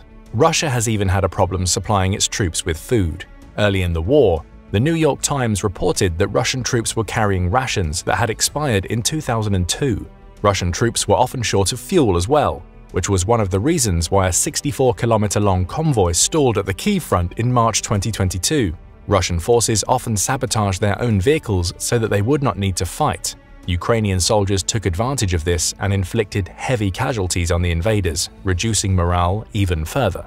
Russian soldiers have had difficulty communicating with their families back home, which puts added stress on the home front's morale. In those early days, reports swirled of grandmothers, mothers, sisters, wives, and girlfriends not even realizing that their loved ones were in Ukraine until the war started. Once the war began, the Kremlin began a new wave of censorship, making communications between home and the front lines even more difficult. New laws passed since the war began have been increasingly repressive, and almost 20,000 people were detained for demonstrating against the war by the end of 2022. 45% of the detainees were women seeking answers about the fate of their loved ones. In the early days of the war, morale problems extended to some of the units that had fought in Ukraine and rotated out.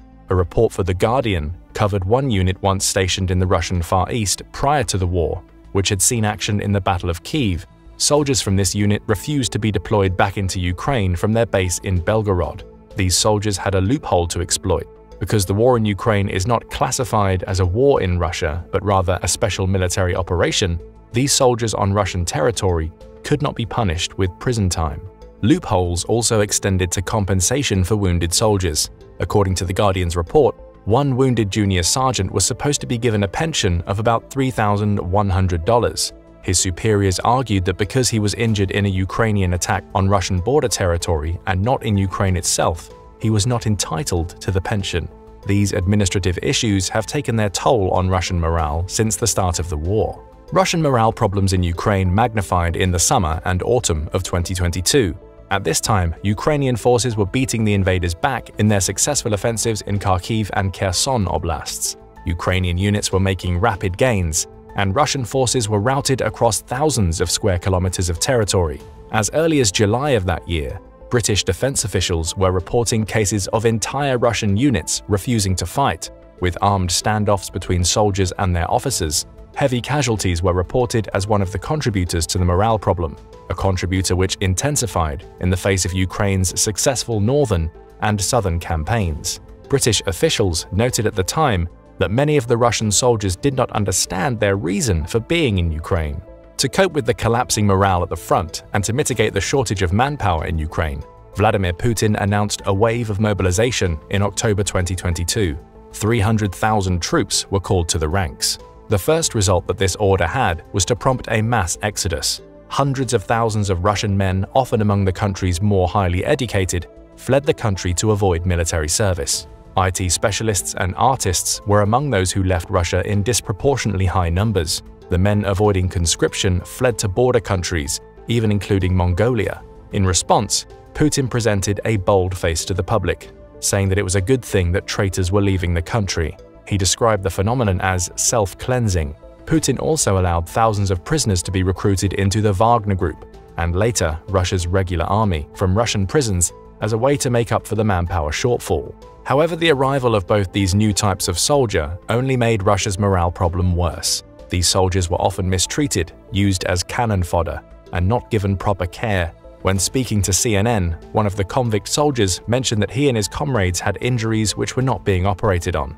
The convict soldier said that things were so bad that people were walking around the hospital with shrapnel stuck in their legs. One convict soldier, who recorded an audio message released by CNN, claimed that the Russian military wanted him and his comrades to die. The soldiers in the regular Russian army have often mistreated the convicts and mobilized soldiers in other ways, stealing their belongings and forcing them to fight at the front of the line so they will be the ones to become casualties first. The treatment of the mobilized and prisoner soldiers dovetailed with the contribution of logistical problems to poor morale.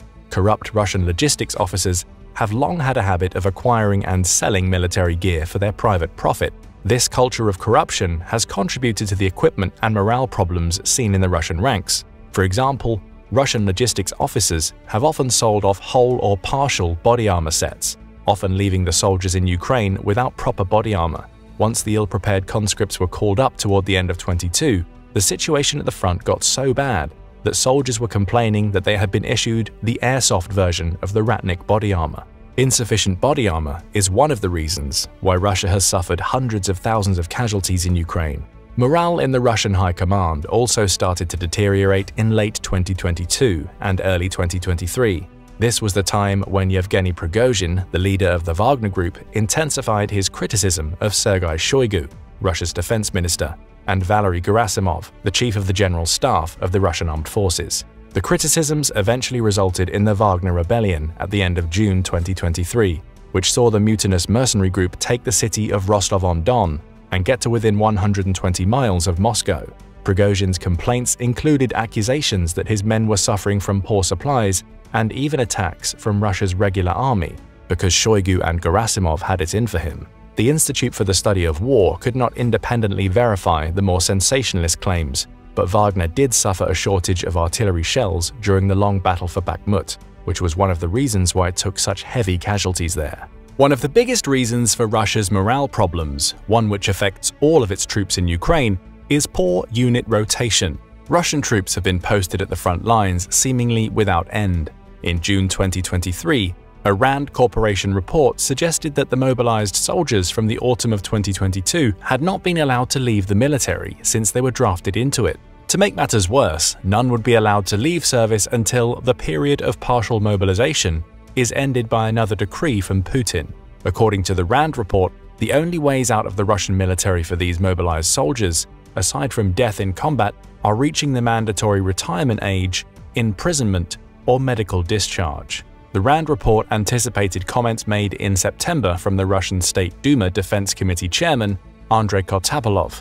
He stated that the mobilized soldiers would stay in combat zones in Ukraine until the special military operation was complete. In recent campaigning in Zaporizhia Oblast, Ukrainian sources reported that Russian troops fighting near Robotyne were doing so without rotation or reinforcements.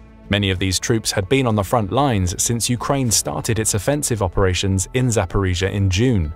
Russian military bloggers frequently complained about extended stays on the front line, and the Institute for the Study of War also assessed that troops in the area had been fighting without rotation or reinforcement since the start of the campaign.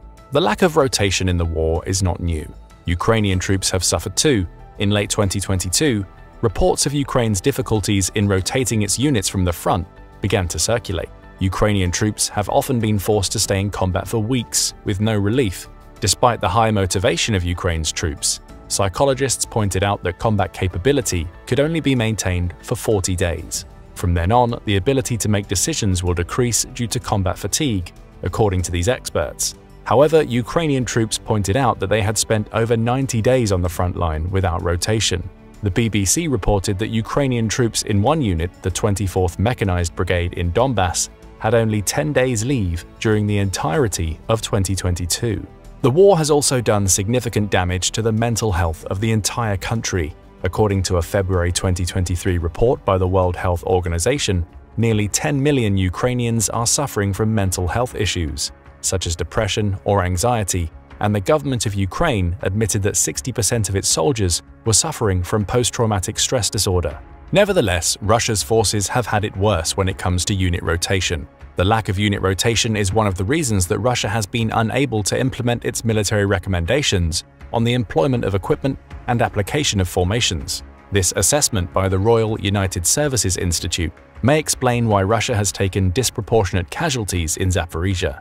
In July, the Institute for the Study of War mentioned that Russian defenses in that area, despite being extensive, were also brittle. ISW concluded, partially as a result of General Popov's comments and dismissal, the Russian forces lacked the amount of reserve units required to keep their frontline units in proper rotation. The result was that all of the units manning the fortifications had inadequate rest. These reports were strengthened by the later fighting at Robotyne, where exhausted Russian forces struggled to halt the advance of Ukrainian units. which have now breached the first and second lines of their enemy's formidable defensive network in Zaporizhia. The reports suggest that if Russia's defensive lines had not been as extensive, Ukrainian forces would have made even more rapid gains. Ukraine's troops have taken some psychological blows as a result of their unrelenting deployment, but Russian forces have reportedly been suffering from a full-blown, widespread mental health crisis. In commentary on the Times Radio, retired Major General Clip Chapman noted that historically, a person can fight for a maximum between 70 and 100 days at a time before they wind up in a catatonic state. Such mental exhaustion is why rotating units and allowing soldiers to rest is critical for the ability of a fighting force to remain effective through the conflict. Chapman said that this has been a problem, particularly for the Russians. He was commenting on British intelligence reports about the mental state of Russian forces.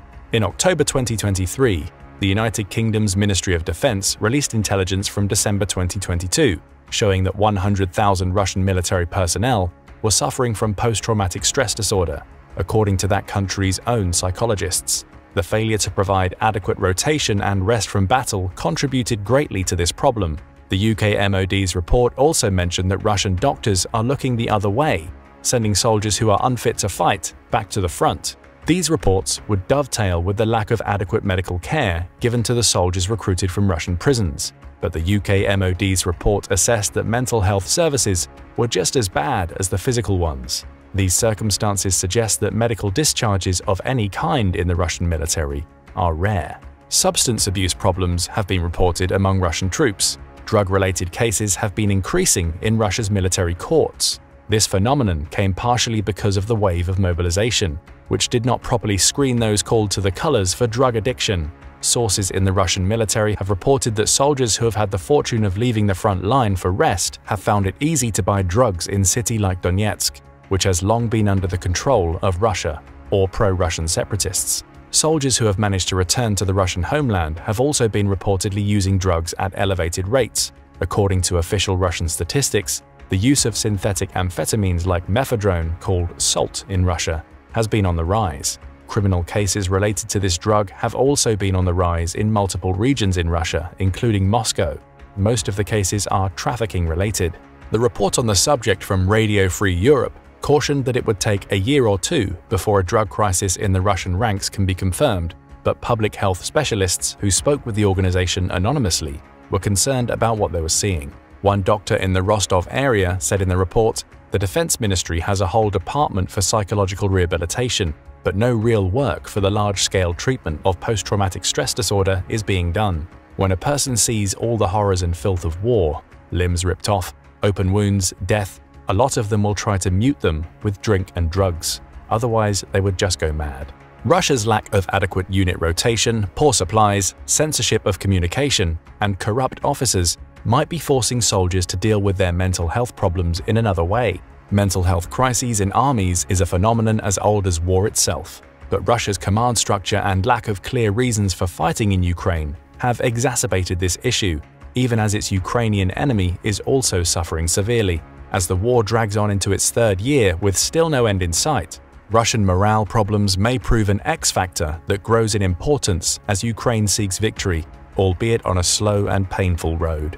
It would not be the first time in Russian history that a collapse in morale on the battlefield or the home front proves a decisive factor in one of its conflicts. But will history repeat itself? What do you think about the state of morale in both the Russian and Ukrainian armies? Don't forget to let us know in the comments section. Also remember to hit the like button and subscribe for more military analysis from military experts. According to the Oryx blog, as of February 1st, 2024, Russia has lost 2,678 tanks during its invasion of Ukraine. Of these, 1,753 have been destroyed, making for a destruction rate of 65.4%. The total tank losses account for 21.4% of Russia's pre-war tank fleet of about 12,500 units. To make matters worse for the Kremlin, the Oryx numbers account for only the visually confirmed losses. The true number of Russian tank casualties is likely higher, in everything from the stalled convoys outside of Kyiv at the start of the war to the frequent jack-in-the-box explosions of Russian tank turrets. Putin's depleted tank force has become a meme. This meme has reinforced the opinion of some war watchers that the tank has become obsolete on the modern battlefield as a result of improved man-portable anti-tank weapons like the NLAW and Javelin, the rise of precision-guided artillery, and perhaps most importantly, the ascendancy of drones to being one of the centerpieces of warfare. However, the death of the tank is an overstated idea. Tanks remain useful in many important battlefield functions. Russia is just using its tanks improperly. In this video, we will look at how Russia has mismanaged its armored forces and the deep doctrinal origins of the tank tactics that have proven so ruinous on the battlefields of Ukraine. It is true that Russian tanks suffer from serious design flaws. The most common tank in the Russian fleet, the T-72, has some admirable qualities. Despite these flaws, it's cheap and easy to produce with a powerful 125mm smoothbore gun. However, this tank was not designed to fight in wars of the type Ukraine has evolved into. Also, the tank's ammunition is not sealed away from the crew compartment. Instead, the ammunition is stored under the crew and loaded by the T-72's autoloader. As modern man-portable anti-tank weapons target the thinly armored turret of an enemy tank, and kamikaze drones can easily dive down on such turrets as well, the results have often been a chain reaction that destroys the entire ammunition magazine, leading to the jack-in-the-box explosions that totaled the tank and its crew. The T-80 and T-90, which are ultimately based on the T-72, suffer from the same structural vulnerabilities. However, this weakness alone does not explain why Russia has lost so many tanks in Ukraine. It's also true that the Russians have simply failed to adequately support their armored units. Namely, the Russians do not have a cohesive combined arms approach to warfare. A United States Army manual from 2012 called ADRP 3.0 Unified Land Operations has a good definition of the combined arms doctrine. Combined arms is the synchronized and simultaneous application of arms to achieve an effect greater than if each arm was used separately or sequentially. Combined arms integrates leadership, information, and each of the warfighting functions and their supporting systems. Used destructively, combined arms integrates different capabilities so that counteracting one makes the enemy vulnerable to another. Used constructively, combined arms multiplies the effectiveness and efficiency of army capabilities used in stability or defense support of civil authorities. Combined arms uses the capabilities of each warfighting function and information in complementary and reinforcing capabilities. Complementary capabilities protect the weaknesses of one system or organization with the capabilities of a different warfighting function. For example, commanders use artillery fires to suppress an enemy bunker complex, pinning down an infantry unit, movement and maneuver. The infantry unit then closes with and destroys the enemy. In this example, the fire's warfighting function complements the movement and maneuver warfighting function. Although the combined arms doctrine might sound modern, it has its origins in ancient warfare. One of the more famous examples would be the Macedonian army under Philip II and his son, Alexander the Great. Like the Greeks centuries before them, these two Macedonian monarchs used the phalanx infantry formation as their army's main arm, but combined it with missile units, light infantry, and heavy cavalry. Archers and slingers would disrupt enemy formations, the phalanx would move into position to hold them in place, and heavy cavalry would deliver a smashing hammer blow from the flanks or rear, with the light infantry acting as reserve units that could be rapidly deployed as needed. In more modern times, it took a combined arms approach of well-used artillery for fire support, infantry for maneuver, and tanks for forward momentum, together under cover of air support to break the deadlock of trench warfare in World War I. Prior to this, these arms were often used separately or improperly or inadequately supported, leading to 4 bloody years of the trenches. For the United States, the lessons of combined arms warfare were reinforced during Operation Iraqi Freedom and the bitter counterinsurgency campaign that followed. Tanks proved vulnerable if they were unsupported, especially in the urban settings where the fighting concentrated. Proper infantry support was needed to maneuver toward hidden nests of enemy resistance, especially in the presence of civilians, which dictated a need for the type of accurate armored or fire support that only infantry could determine in order to prevent non-combatant casualties.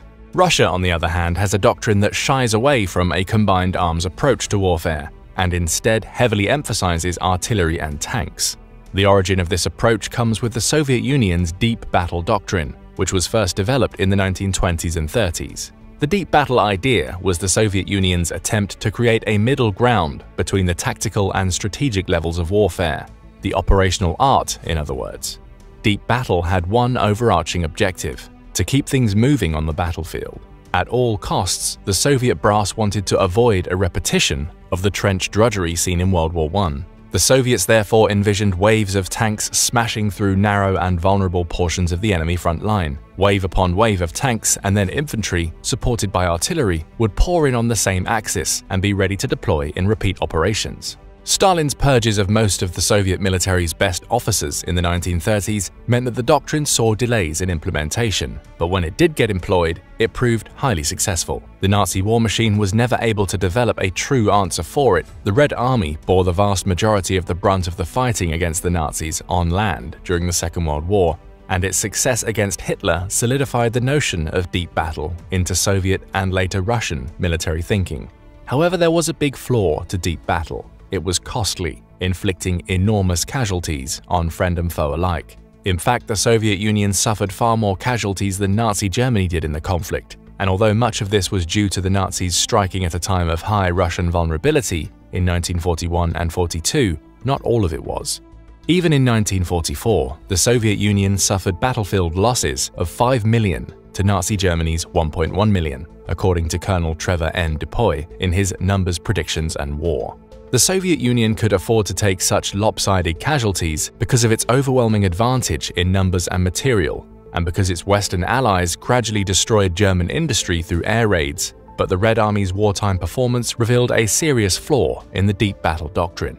Unless you broke through quickly, you were simply sending more and more units into the deeply entrenched defensive positions, which was, in effect, asking for a repeat of the Soviet Union's miserable experience in the Winter War against Finland between 1939 and 1940.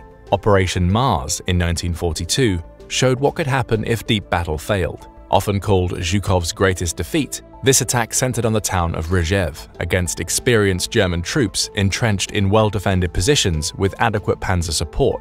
The Soviet Union lost about 200,000 men and perhaps two-thirds of the tanks it employed in the battle in exchange for 40,000 German casualties. The Soviets failed to dislodge the German defenders from their fortified positions. Operation Mars is little known today. Perhaps if the Kremlin remembered its lessons more, it could have avoided taking such heavy armored losses in the current war. In Ukraine, the Russians have fought with something that resembles deep battle doctrine, with similar tactics and consequences should things go wrong for the Russian armed forces. In the war's first year, Moscow preferred to use its artillery in World War II-style saturation fire. However, a shortage of ammunition has since forced the Russian army to be more selective in its target selection and fires. The use of artillery was not the only thing that resembled World War II-style employment of military force. The deep battle doctrine still haunts Russia in the way it's deployed its tanks as well.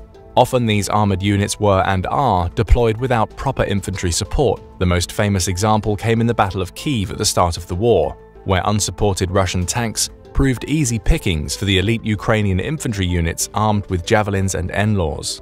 Drones have also had their way with these units. In the Battle of Kiev, stalled tank convoys were vulnerable to high-flying Turkish Bayraktar TB2 drones, armed with air-to-surface missiles.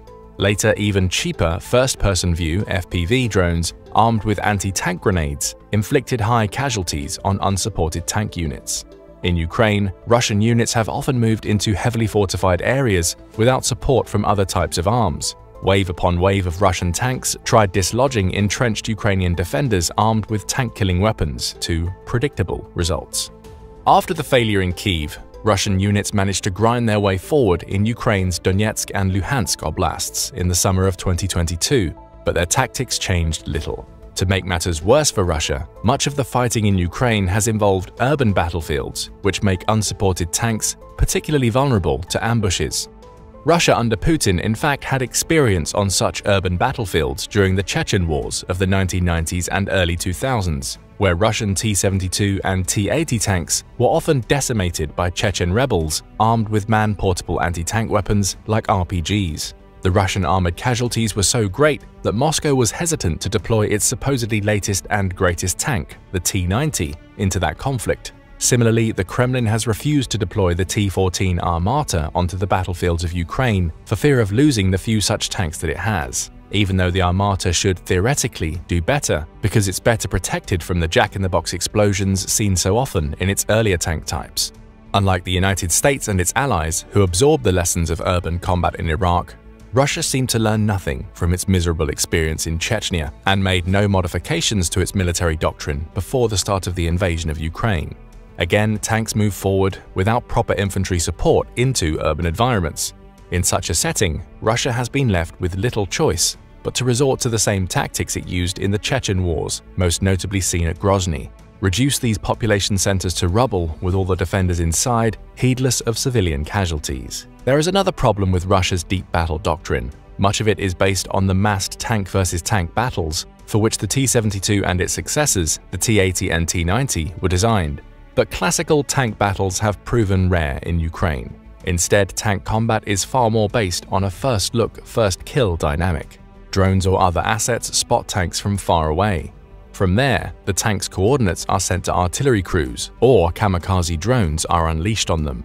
The tanks are then destroyed long before they get into range to engage in combat with enemy tank formations. Soviet and Russian deep battle doctrine envisioned mass tank engagements, and military engineers designed the T-72 for this purpose. Because the T-72 was cheap, it could easily replace its losses. As we've pointed out, deep battle doctrine emphasized continuous operations that would not stop after the first breakthrough. Deep battle called for consecutive operations to fully penetrate and destroy an enemy army. Gone were the days where one could effectively destroy an enemy's army in a single engagement, such as that seen in the Battle of Gaugamela under Alexander the Great.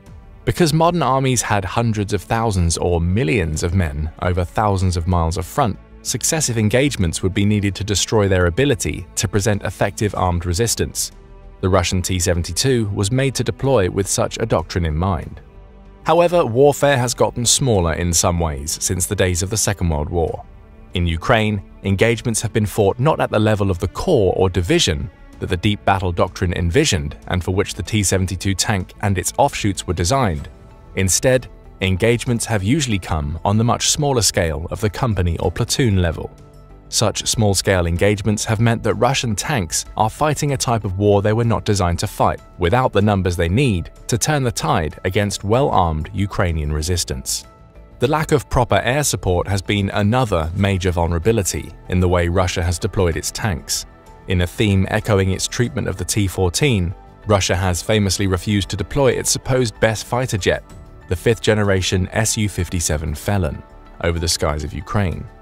Russia has also not used its air force in a systematic way since the start of the invasion. It has not established air superiority or provided the type of close air support that the combined arms doctrine would call for, especially during the first year of the war.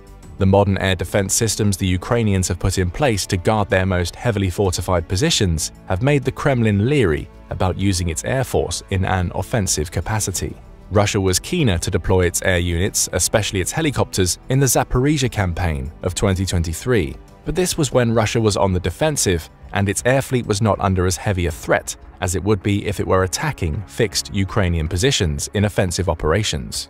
Aside from the doctrinal problems Russia has encountered with the use of its tanks, there are also practical reasons for Russia's inability to properly support its tanks with infantry. Russia is in a demographic decline.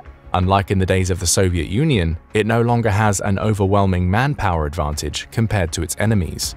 Although Russia outnumbers Ukraine, the latter is in a far better position than Nazi Germany was, or even NATO was in the Cold War. Nazi Germany's population in 1938 was about 70 million people, with about 12 million men in military service by 1944. The Soviet Union, on the other hand, had 195 million people, with 52.3 million men between the ages of 16 and 59. The Red Army had about 34 million men in service starting in 1941, giving the Soviet Union a manpower advantage of nearly 3 to 1 at a time when Nazi Germany's ranks were at their high point in 1944. Through much of the war, the manpower advantage was closer to 4 to 1 in the Soviets' favor. These numbers allowed for the deep battle doctrine to work during the Second World War, despite all its flaws. Today, Russia's population is about 147 million to Ukraine's population of about 33.2 million. The estimated military personnel between the two countries as of 2023 is 1.33 million to 500,000, giving Russia a manpower advantage of 2.6 to 1. In practice, the number will be less than that because Russia cannot deploy all of its armed forces to Ukraine.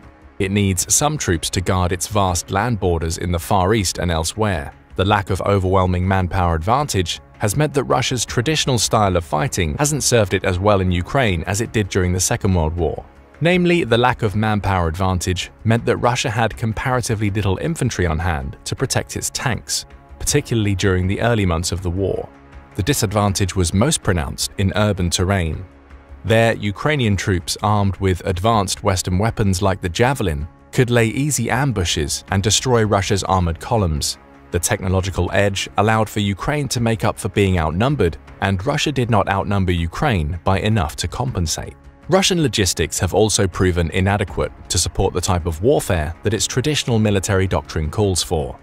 Out of visually confirmed cases, 1,282 Russian tanks have been lost due to capture or abandonment.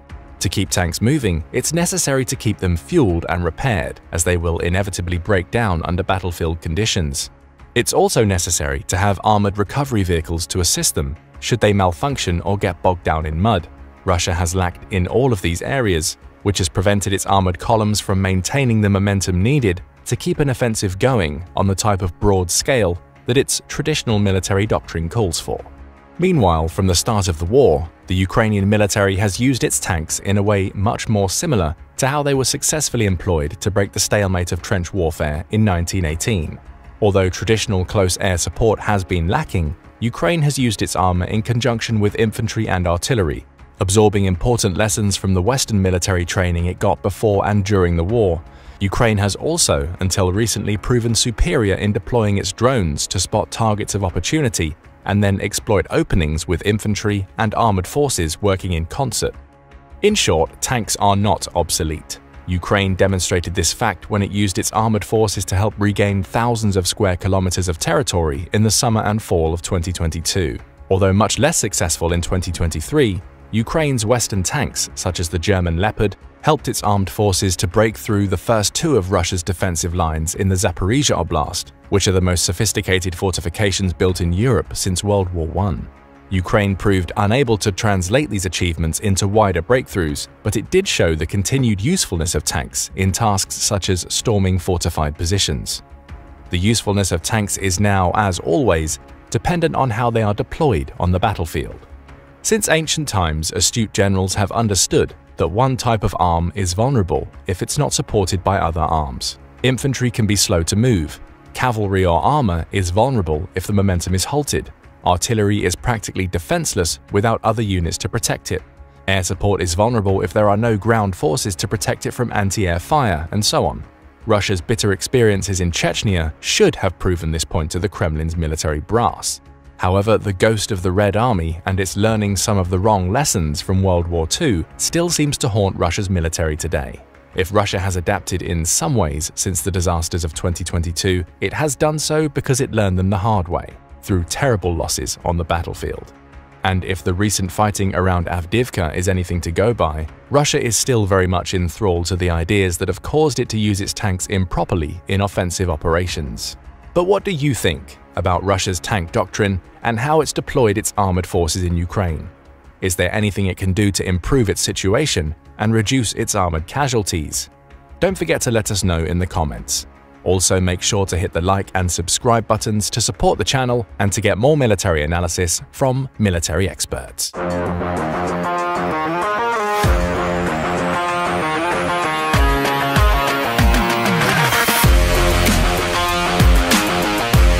What does it take to fight off a superpower?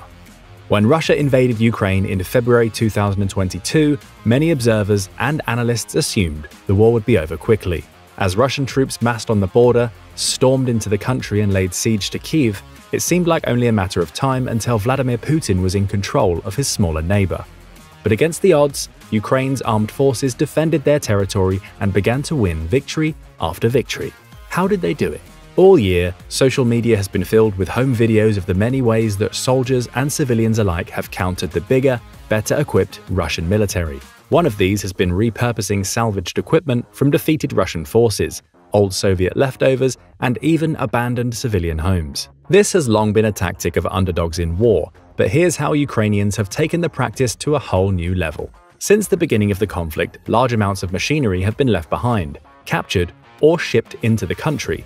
Now, in scenes resembling the weaponized steampunk vehicles from the movie Mad Max, Ukrainian soldiers have turned a range of civilian cars, trucks, tractors, and dune buggies into fearsome tools of combat. Armed to the teeth, these quickly constructed weapons have been inflicting some serious damage on Russian troops all year long.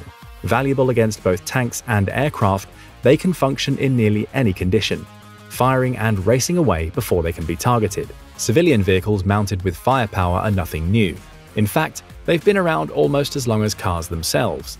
But the modern variety, known as technicals, were pioneered in places like Afghanistan, Libya, and Somalia during the 1990s. Originally a tool of armed groups without access to proper military hardware, they became a tool of governments during the early days of the US-led war on terror. US and British special forces began using technicals extensively to counter the Taliban in Afghanistan, as they could navigate places with little to no infrastructure. Gradually, the technical became a key part of special operations, while also retaining its value to less equipped forces. But with sufficient military hardware at their disposal, why are Ukrainian forces utilizing technicals? While most lack the armor of a tank, technicals are fast and cheap. This makes them perfect for waging asymmetric warfare against a stronger enemy. They also do well in hard-to-reach areas, since technicals are much easier to find parts for and repair than traditional military hardware like tanks or Humvees. The war has left Ukraine filled with vehicles, many perfect for conversion into these deadly machines. And while they've recently stepped up their efforts, the story of Ukraine's creative technicals goes all the way back to 2014. After Russia annexed Crimea that year, Ukraine's volunteer battalions began to assemble a fleet of homemade war vehicles. These were often put together in abandoned industrial warehouses. Using scrap metal and old Soviet parts, the battalions began to retrofit everything they could get their hands on in preparation for more Russian aggression. Many of their early models resembled reinforced tanks, focusing on extremely heavy armor over mobility to try and hold a precarious front line. But as the prospect of a full-scale invasion loomed, Ukraine's production of light technicals greatly increased. When full-scale war finally arrived, millions fled their homes, fearing for their lives. The exodus left a huge collection of cars, trucks, tractors, and other automotives abandoned across the country. Many more modern vehicles were also donated from abroad, including armor-plated pickup trucks and SUVs. In the weeks after the invasion, dozens more small, crowd-funded factories were established inside and outside Ukraine's borders. There, volunteers attach weapons and armor plating to technicals and send them to the front line. While it can slow the cars down, the extra layer of armor on a technical is crucial, as it can save those inside from shrapnel or other deadly hazards. Among the most successful of these retrofitting operations is Cars for Ukraine, run by Ivan Oleski, a 25-year-old esports analyst originally from Kherson. Started in March, his venture has created dozens of technicals from cars around Europe. They can purchase each truck for under $6,000 and quickly transform them into fearsome weapons of war. Each is also a statement of patriotic intent, painted with a Ukrainian flag and a now popular slogan from early in the war, "Russian warships, go f*** yourselves." But this is just one among dozens of operations, many of which are using extremely innovative designs for their technicals. While almost anything with wheels can be made into a technical, they have traditionally been constructed from light flatbeds and pickup trucks. Mitsubishi L200s are reportedly among the most desirable cars for technicals in the Ukraine, along with the Ford Ranger and Toyota Hilux models. All of these are known for their durability and easy handling. This is crucial for quickly escaping enemy fire and navigating areas with unpredictable terrain and weather conditions. Ukrainian technicals have also been seen sporting a massive range of weaponry, including machine guns, drones, and multi-rocket launch systems. Many of these were taken from defeated Russian forces. This has led to some eye-catching results all across the internet. A recent taunting video from Ukraine's defense ministry shows a Russian helicopter rocket launcher attached to the back of one such Mitsubishi truck. In another instance, a dilapidated Soviet-era Volga sedan was mounted with a remote-controlled 14.5mm heavy machine gun. While both the car and machine gun are dated, they have been integrated with the modern remote control system. Clever designs like this have helped Ukraine reduce its battlefield casualties, while inflicting substantial damage on the often unprepared Russian military. Another group of soldiers were filmed using an automatic Soviet 2B9 Vasilek 82mm mortar from the back of a farm truck. The Vasilek is usually based on a small, wheeled carriage and can rapidly fire armor-piercing shells with 75-gram warheads capable of penetrating 100mm of plating. While Soviet weapons like these are decades old, they can still dish out punishing firepower. This is especially true when mounted on a technical, giving the mortar far more versatility than the standard ground-based model. Others are more flashy, like this BMW technical, complete with a Ukrainian-themed paint job and truck-mounted machine gun. And it's not just domestic and Soviet-made weapons either. Western military support has also given Ukraine hundreds of powerful modern weapon systems like Stingers, howitzers, and Javelin anti-tank missiles. Ukrainian soldiers have been making the most of this new equipment. One unit has been using a flatbed technical to transport mobile anti-aircraft teams armed with Stingers. After spotting a target, the soldiers can be seen quickly dismounting, firing, and returning to the vehicle to make their getaway. Another creative unit applied the tactic to the ground, making their Peugeot truck into a mobile hunter-killer anti-tank platform using javelins. The key feature of all of these models is their ability to quickly escape, before Russian artillery can target them with retaliatory strikes. But it doesn't end there. Recently, it seems that Ukrainian technicals have also moved beyond regular civilian vehicles. Pictures and videos have emerged of soldiers using heavily armored dune buggies, painted in dark green camo and studded with weapons. Several of these vehicles were recently seen near the strategic city of Izium, complete with Stugna P anti-tank guided missiles attached to the roof. The Ukrainian-designed Stugna system has a range of over 3 miles, and its missiles can be remotely guided by console or laser-targeted manually. They can also carry many different types of warheads, including tandem-style rounds designed to break tank armor, high-explosive fragmentation, and even thermobaric payloads. The Stugna is usually fired from a tripod on the ground, requiring 2 to 4 soldiers to reload and move the unit, but mounting the anti-tank weapons on a technical gives them far more flexibility, allowing them to be used for hit-and-run missions. But Ukraine's ingenuity doesn't end there. A similar domestically produced missile system, the RK-3 Corsair, was seen on a buggy in another part of the country earlier this summer. Usually ground-based like the Stugna, Corsair systems have a range of 1.5 miles and can also use a range of different shells. Even lighter than pickup trucks, these deadly dune buggies have become invaluable to Ukrainian troops as the war has moved into the eastern part of the country. Many other rocket launchers have also been spotted on Ukraine's buggies, including dated Soviet weaponry. For instance, one video shows a buggy covered in camouflage netting firing a 9M111 Faget wire-guided missile system. These buggies themselves are pretty badass too. They appear to be from a range of models. Some are likely modified versions of the Ranger or MRZR models produced by US defense contractor Polaris. In their off-the-shelf form, these vehicles are intended for reconnaissance and logistics missions rather than open combat. Depending on the model, the Polaris dune buggies have over 100 to 200 horsepower and over a 2,000-pound payload capacity.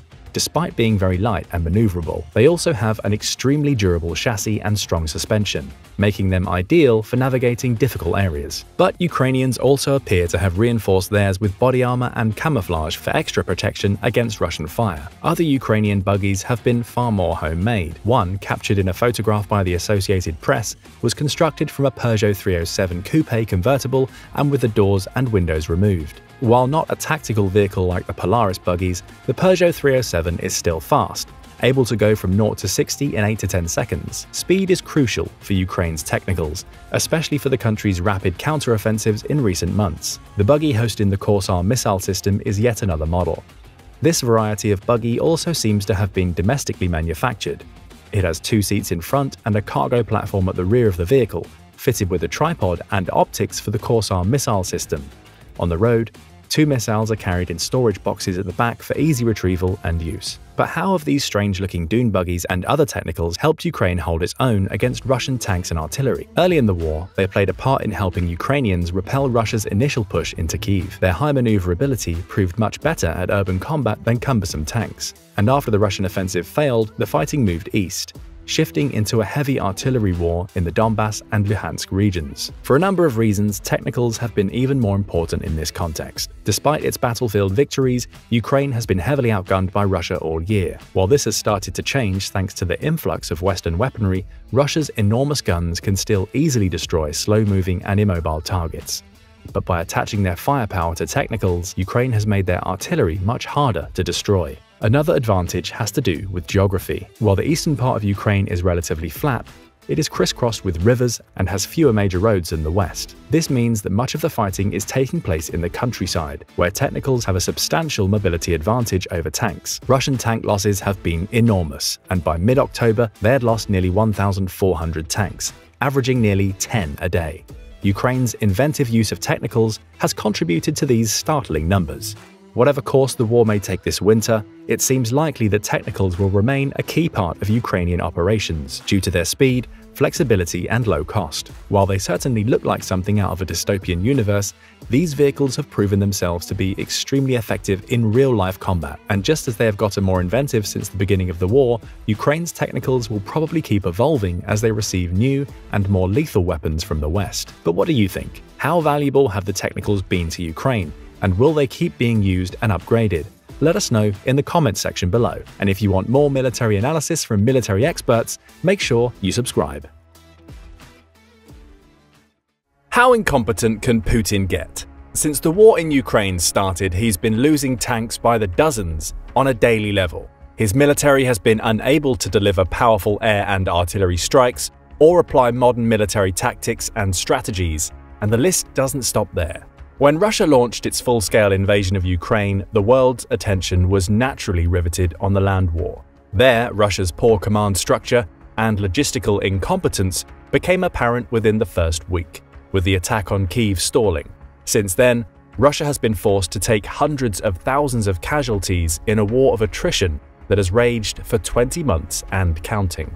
However, Russia's incompetence has extended to the seas as well. In the build-up to the conflict and early stages of the war, military observers feared that Russia would quickly take control of the seas and stage an amphibious attack on Odessa, Ukraine's third largest city.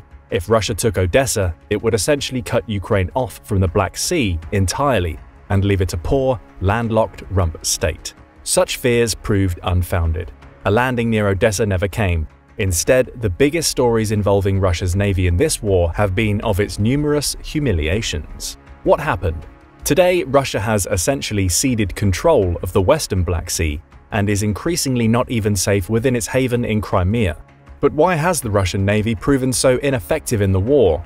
To be as fair as we can to Russia, it is and always has been in a bad geostrategic position with regards to the sea.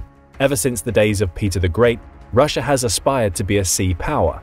However, geography makes this difficult to do, as its ports are either contained within choke points, freeze over in the winter, or both. The quest for improved access to the sea has been a vital objective for Russia's foreign policy since the early 18th century, and Russia has never quite been able to achieve this goal.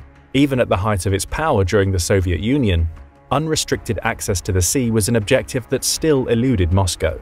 In this light, it is understandable why Russia places such a high strategic importance on Crimea and why it was willing to use military force to secure it. It is one of Russia's few warm water ports. Unfortunately for the Russians, there's a problem. The Turks command the transit points between the Black and Mediterranean seas through their control of the Bosporus and Dardanelles. This control was formalized through the 1936 Montreux Convention regarding the regime of the Straits. The convention allows complete freedom of transit for the commercial vessels of any country through these straits during peacetime. In times of war, however, Turkey, if it is not a party to the conflict, can close the straits to transiting ships unless they are returning to their bases. 3 days after Russia invaded Ukraine, Turkey invoked the Montreux Convention's wartime provisions for the first time, refusing Russian naval vessels in the Mediterranean access to the Black Sea. For example, at the end of November 2022, 2 Russian warships left the Mediterranean through the Suez Canal after 9 months of idling after Turkey forbid them from transiting through the Dardanelles and Bosporus to the Black Sea. The effect of the Montreux Convention has been to cut off Russia's ability to reinforce its Black Sea fleet. For Ukraine, this was a significant piece of diplomatic aid. It immediately made Russian naval officers more cautious, knowing that every ship in the fleet was precious. Even so, it seemed far-fetched that Ukraine would be able to significantly impede the operations of the Russian Black Sea Fleet. That opinion quickly started to change, however. Ukraine proved its ability to strike at the Russian Navy early in the war. 3 days after it invaded Ukraine, and on the same day the Turks invoked the Montreux Convention, Russia captured the strategically important port of Berdyansk. The Ukrainian military and Western observers were understandably concerned that the Russian ships that piled into Berdyansk could either land troops in the rear of Ukraine's southern lines or attack Odessa. Then, at about 7:45 a.m. on March 24th, exactly a month after the invasion, the landing craft Saratov mysteriously exploded and sank in port at Berdyansk. ships of the Saratov's class, the Alligator-class tank landing ship, can land up to 425 soldiers or marines, with armored support of either 40 infantry fighting vehicles or 20 tanks. The loss of this vessel was thus a significant blow to Russia's ability to conduct amphibious operations. How did this happen? From the beginning of the conflict, NATO has provided Ukraine with excellent intelligence, and Ukraine's intelligence units got the word that the Saratov was loaded with munitions at the time of the attack. Ukraine used this intelligence and a Cold War-era Tochka-U Scarab short-range ballistic missile to carry out the deed. The Tochka-U has a range of about 120 kilometers. We do not know how many of these missiles Ukraine used in the attack, but what is known is that Russia's modern air defense systems should have easily been able to intercept these Soviet weapons. Russian media at the time reported that its forces had done just that, although the real story came in July, when the Saratov was raised from the depths of the sea. Russia's supposedly modern air defense network failed to act against a much older weapon system. Meanwhile, two other ships, the Seyza-Kunikov and Novocherkassk, were seen on video departing from the flaming Saratov. They also suffered damage in the attack and were forced to retreat to Crimea. 11 sailors on board the Saratov died in the incident. Ukraine's next assault on the Russian Navy would become the most famous of the war. This was the sinking of the cruiser Moskva, the flagship of Russia's Black Sea Fleet, in April 2022. This incident was apparently so humiliating for Russia that its Ministry of Defense still offers no details about what happened and avoids talking about it in public, to the point that the families of the sailors on board are still left in the dark about the fates of their loved ones. How exactly this incident unfolded is still unclear. After the successful attack, American sources reported that the Ukrainians had used liquid-fueled Neptune anti-ship cruise missiles, sending them to coordinates provided by US intelligence by way of a P-8 Poseidon maritime surveillance aircraft that flew out of Italy and looked around the Black Sea. Ukraine denied this report, however. According to the Ukrainians, April 13, 2022 was the worst day to sink the cruiser because the weather was so bad for such a precise, premeditated attack. The coastline was covered with low, dark rain clouds on that day. The Ukrainian radars in the area had a limited 18-kilometer range because of the bad weather. Knowing this, the Moskva's crew got a wee bit careless. According to Ukrainian sources, at the time of the invasion, we had no over-the-horizon radars, and Russia knew it. But since the clouds were very low and a signal in this corridor between the water and the clouds had nowhere to go, the radar suddenly reached and identified Moskva. The ship's crew seemingly ignored this potentially deadly situation and were so lax about their security that the air defense systems were inactive. They had not noticed that they had just sailed to within the Neptune's 200-kilometer range. Ukraine may have at this point used a Turkish Bayraktar TB2 drone to distract the Moskva and then launched the missiles. For a while after the attack, Ukrainian crews did not know what happened, but radar soon revealed that 4 Russian ships were rushing to the Moskva from different directions. Later, the Ukrainians realized that a tugboat had also been dispatched from Crimea, hoping to save the ailing ship. At this point, the weather cooperated again too, when a storm began at sea and made rescue operations much harder. It became impossible to save the Moskva then, and it sank beneath the waves. Hundreds of Russian sailors reportedly saw their flagship get hit by 2 Neptune missiles. The Moskva incident is more baffling because the ship was an air defense cruiser. If running properly, the Moskva should have gotten as much as 4 minutes of warning that the Ukrainian cruise missiles were on their way. The Russian cruiser also had a triple layer of protection against such air attacks. Its defenses included the S-300F surface-to-air missiles, 9K-33 OSA air defense missiles, AK-360 close-in 30mm cannons, chaff, decoys, and electronic defense systems. However, no one recorded the Moskva using any of these systems against the Ukrainian cruise missiles. The ship just sat there. Why were none of these systems active? Was the ship's radar system defective? We might never know the answer. Whatever the reason, the Moskva was the largest Russian vessel sunk since World War II, and the first loss of a Russian flagship since the Russo-Japanese War. Russia says that 18 crew members died. Other sources say it was as many as 600. Either way, the incident shocked the Kremlin. With Ukraine's demonstrated anti-ship capabilities and no way for it to bring replacements thanks to the Turks' invocation of the Montreux Convention, Russia became even more cautious about how it would use its naval assets. Since this incident, the Black Sea Fleet has been bottled up around its base in Sevastopol, Crimea. With this knowledge, Ukrainian troops confidently strode forward with their Kherson counteroffensive between August and November of 2022, safe in the knowledge that the Russian Navy would not be bothering them with missile attacks from the Black Sea, let alone amphibious operations behind their lines. Even with the Russian Navy's retreat to the relatively safe Crimea, Ukraine wasn't done showing off its prowess in sinking ships. Next up was the rescue tug Vasily Bek. While far less spectacular a target than the Moskva, these tugs are important to the maintenance of a naval fleet. This role is especially important in the Black Sea due to Russia's inability to reinforce its fleet. This ship was new too, being launched in 2016 and commissioned in 2017. On June 17, 2022, Ukrainian forces attacked the Vasily Bek when it was on its way to resupply Russian soldiers stationed on Snake Island, a place already made famous from the start of the war, when the garrison there used colorful language in response to Russia's demands for surrender. The Ukrainians hit the Vasily Bek with 2 Harpoon anti-ship cruise missiles. The ship stood no chance and went down, with about 10 Russian KIA in the incident and a $25 million Tor air defense system on board that was supposed to be placed on the island. On June 30th, Russia evacuated its garrison from Snake Island. Moscow claimed that this move was an act of goodwill in recognition of a humanitarian corridor that was part of its grain export deal with Ukraine. In reality, Russia evacuated its troops from Snake Island because the attack on the Vasily Bek made its military brass realize that it's too risky to reinforce and resupply the outpost. It was a tacit admission that Russia had ceded the Black Sea west of Crimea to Ukraine. But the Ukrainians weren't done yet. The Olenigorsky Gornyak, a Rapucha-class landing ship, was Ukraine's next target. On August 4, 2023, Ukraine used drone boats to swarm the ship and its neighbors when it was docked in the Black Sea port of Novorossiysk. Not all the drones made it through Russian defenses, but the attack on the Olenigorsky Gornyak succeeded. The ship did not sink, but it needed to be put in a dry dock to repair the heavy damage.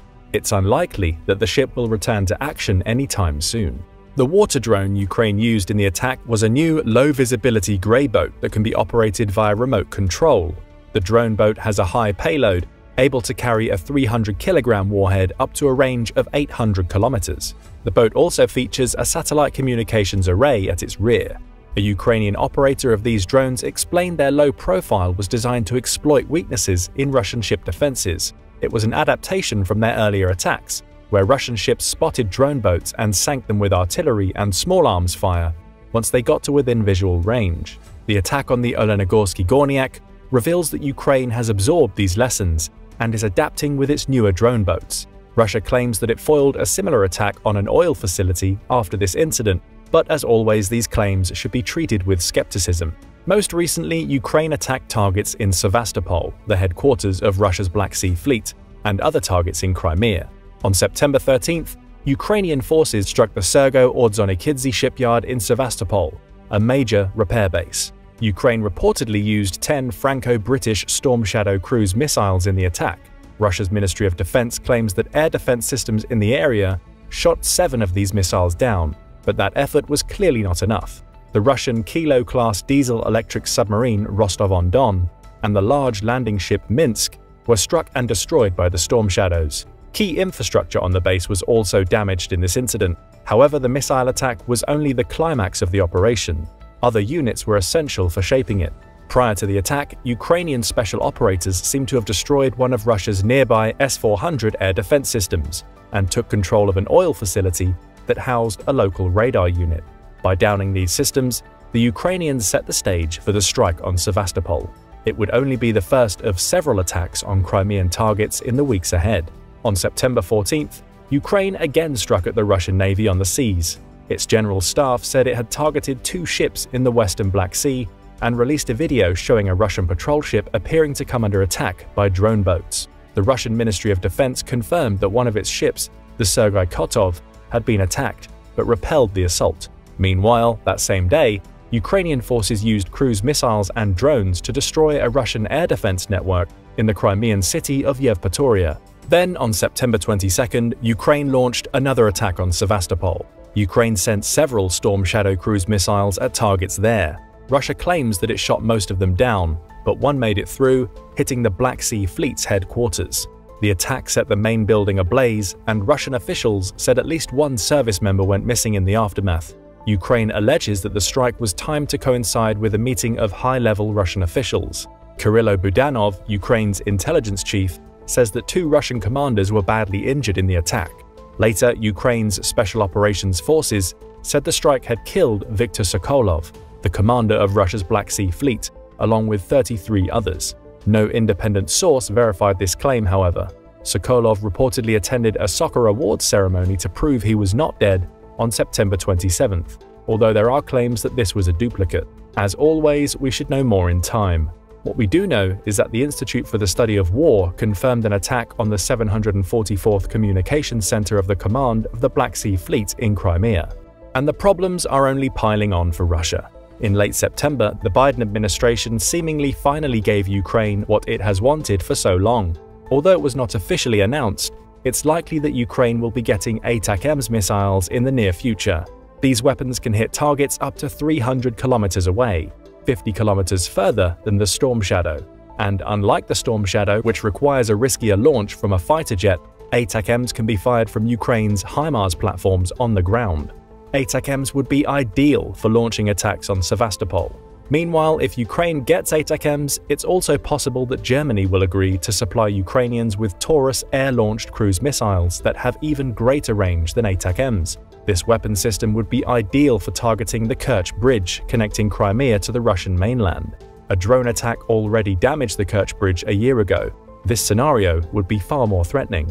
Ukraine has renewed its attacks on Crimea for a few reasons. First, Russia has allowed the grain export deal that Turkey and the UN brokered in July 2022 to expire. Russia's Black Sea Fleet has resumed its blockade of such exports, making it a more important target for Ukraine to destroy. Crimea is also the linchpin of Russia's logistics in Ukraine. Being able to resupply its troops from Crimea is vital to the Russian war effort. Ukrainian disruption of Russian Navy logistics from Crimea is one of the reasons why Moscow now considers it too dangerous to send ships to the west of the peninsula. An attack on Russia's ports in Crimea would disrupt the supply chain to all the branches of Russia's military, and it appears that the Black Sea Fleet is helpless in stopping such attacks. Crimea is also a highly political target, with Ukrainian President Zelensky saying that this war started in Crimea and will end in Crimea. The recapture of Crimea would be the greatest victory for the Ukrainian military, a highly symbolic measure of its triumph. The stakes are just as high, or even higher, for Putin. Prior to the invasion of Ukraine, he sold his occupation and annexation of Crimea to the Russian public as his crowning foreign policy achievement. If Russian occupation of Crimea becomes untenable through missile and drone attacks, and supplying the Russian forces in other parts of Ukraine from Crimea also becomes untenable, Putin's political position at home erodes, and the entire Russian war effort risks breaking down. The war has already put Russia through isolation, economic hardship, and hundreds of thousands of casualties. If Russia cannot gain anything from the hostilities and winds up losing Crimea too, or if it at least cannot use the peninsula for strategic purposes, it's difficult to see how Putin would be able to remain in power, which he plans to do until at least 2036. In this scenario, Russian elites may decide that the time is right for their country to finally get a new leader. There is a presidential election in Russia in 2024. Although elections in Russia are only formalities, the 2024 election could serve as a pretext to oust Putin from power if the war goes too poorly between now and then. It's understandable why Crimea and the Black Sea Fleet would become an increasingly high priority for Ukraine. All wars are first and foremost political. Even if things don't turn out that way, Ukraine's effective neutralization of the Russian Black Sea Fleet is an astounding military achievement. Early in the war, Ukraine forced the Black Sea Fleet to retreat to what it believed was the safety of Crimea. Now, through the actions of its intelligence units, special operators, and missile and air units, it's showing that not even Crimea is safe. If ATACMS and Taurus missiles soon arrive, that point will only be made clearer. What do you think will come next in the war at sea? Will Ukraine soon use ATACMS missiles to destroy Russian ships and docks in Sevastopol? Is the Kerch Bridge safe for Russia? Let us know what you think in the comments. Also, don't forget to hit the like button and subscribe for more military analysis from military experts. To date, the U.S. Congress has passed 4 aid packages for Ukraine, totaling $113 billion to to help the country defend itself during the quote, premeditated, unprovoked, and unjustified war waged against it by Russia. But what if this number stops at 4? What would happen if the US stopped giving aid to Ukraine? The answer to the question depends on who you ask. If they aren't an opponent of the US, the answer will be nothing good. Even that answer might be an understatement. Many experts put it this way: either the US supports Ukraine or Ukraine loses the war. But given how fiercely Ukraine has fought back against Russia and how much Europe has rallied around the country, it's only natural to wonder if this is true. You might also wonder why we're talking about a withdrawal of aid in the first place. After all, didn't President Joe Biden promise that the US will support Ukraine's fight against Russia for as long as it takes? These are all fair questions that'll be answered by the end of this video. But before we can answer these questions, we need to examine closely the aid package itself. It's the only way to understand its critical role in sustaining Ukraine's resilience against Russia. Let's start by defining the key players and notions. Aid for Ukraine comes from the U.S. Agency for International Development, or USAID. Given the scope and the amount of aid directed to Ukraine, these efforts must be closely and rigorously monitored. That's the job of the Ukraine Oversight Interagency Working Group. This working group serves as a whole-of-government coordinating body consisting of over 160 officials monitoring 20 federal oversight agencies.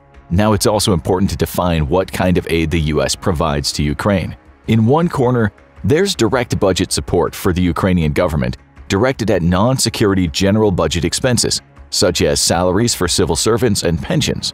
These funds flow directly into the Ukrainian government's budget through the World Bank and have allowed Ukraine to keep its government afloat during the economic stress caused by wartime. The first contribution of this kind was made in April 2022, totaling $500 million. Since then, the total amount of economic aid to Ukraine has reached around $13 billion. In addition to economically, the U.S. supports Ukraine militarily as well. This is also by far the most substantial portion of the U.S. aid to Ukraine, totaling nearly $44 billion, according to the U.S. State Department. There are two ways in which the military aid is delivered to Ukraine. First, Biden relies on his executive powers, known as the Presidential Drawdown Authority, to quickly ship existing weapons to Ukraine, including armored vehicles and missiles from the U.S. military stockpiles. Biden has used this power on 44 occasions since August 2021, drawing approximately $23.8 billion worth of equipment from the Department of Defense stockpiles. As for the second, it includes manufacturing new arms and ammunition for Ukraine, covered by the Ukraine Security Assistance Initiative. But what kind of arms and ammunition are we talking about? Let's do a quick rundown of the most notable military equipment the U.S. has pledged to Ukraine. In the Air Defense Department, Ukraine has received some of the following equipment: 12 National Advanced Surface-to-Air Missile Systems, NASAMS with munitions, Hawk Air Defense Systems with munitions, over 2,000 Stinger anti-aircraft missiles, AIM-7, RIM-7, and AIM-9M missiles for air defense, Vampire anti-drone systems with munitions, Avenger air defense systems, 21 air surveillance radars. Ukraine has also received the equipment necessary to integrate Western air defense components with Ukraine systems, as well as the equipment for supporting Ukraine's existing capabilities in this department. Ukraine's air defense was also strengthened with unmanned aerial systems like the Switchblade, Phoenix Ghost, Cyberlux K-8, Altius 600, Jump 20, and Hornet. Next up, firearms.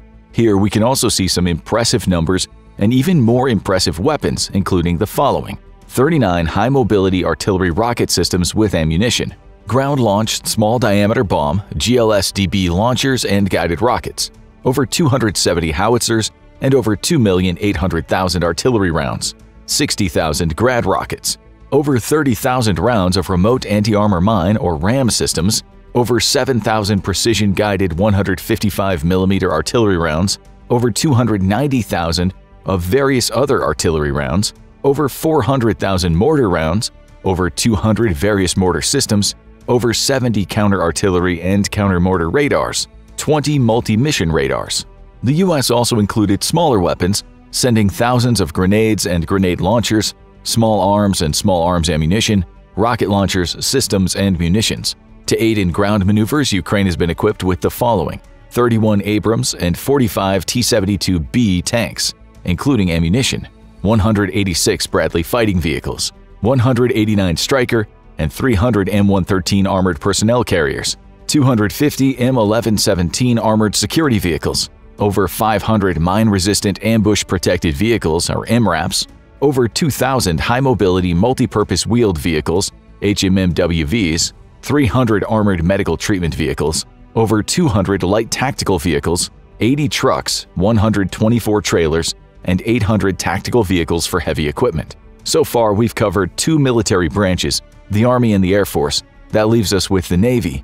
Since the conflict at sea is less prevalent, the U.S. has sent the limited following maritime equipment to Ukraine: 62 coastal and riverine patrol boats, 2 Harpoon coastal defense systems and anti-ship missiles, unmanned coastal defense vessels, port and harbor security equipment. From other important military capabilities, the U.S. has packaged the following: over 100,000 sets of body armor and helmets, C4 explosives and demolition equipment for obstacle clearing, night vision devices, surveillance and thermal imagery systems, chemical, biological, radiological, and nuclear protective equipment, medical supplies including first aid kits. One look at these lists is enough to explain how Ukraine has been able to resist Russia for so long. But the success of U.S. aid in Ukraine also raises a question: why would it stop? The answer to this question boils down to a rather complex set of factors. One significant concern that could jeopardize the U.S.'s commitment is the diminishing public support for providing aid to Ukraine. In a poll carried out by CNN in August 2023, the majority of Americans, 55% to be exact, expressed opposition to funding Ukraine any further. The erosion of support can be attributed to the length of the conflict, which entered its 17th month when the poll in question was conducted. To make matters worse, international support for Ukraine has seen an even sharper decline. According to the Kiel Institute, this support fell almost 90% between August and October 2023, adding another layer of uncertainty to Ukraine's prospects for continued assistance. Even some of Ukraine's most ardent supporters appear to be split by other crises, notably the war in Gaza. But to identify the biggest impediment to U.S. assistance to Ukraine, we must direct our attention to the institution whose job it is to approve most of these funds, the U.S. Congress. As 2023 nears its end, it appears that Congress has no intention of passing new aid packages for Ukraine. That is, until the White House considers some compromises on immigration policies. Basically, Republicans are using Ukraine aid as a bargaining chip to pass their immigration reform proposals for the U.S. southern border. This comes much to the dismay of those recognizing the potentially catastrophic consequences of withholding Ukraine aid. Naturally, one of these people is the Ukrainian President Volodymyr Zelensky, who visited the U.S. Congress in mid-December, hoping to change the minds of the GOP members and get them to approve the new aid package.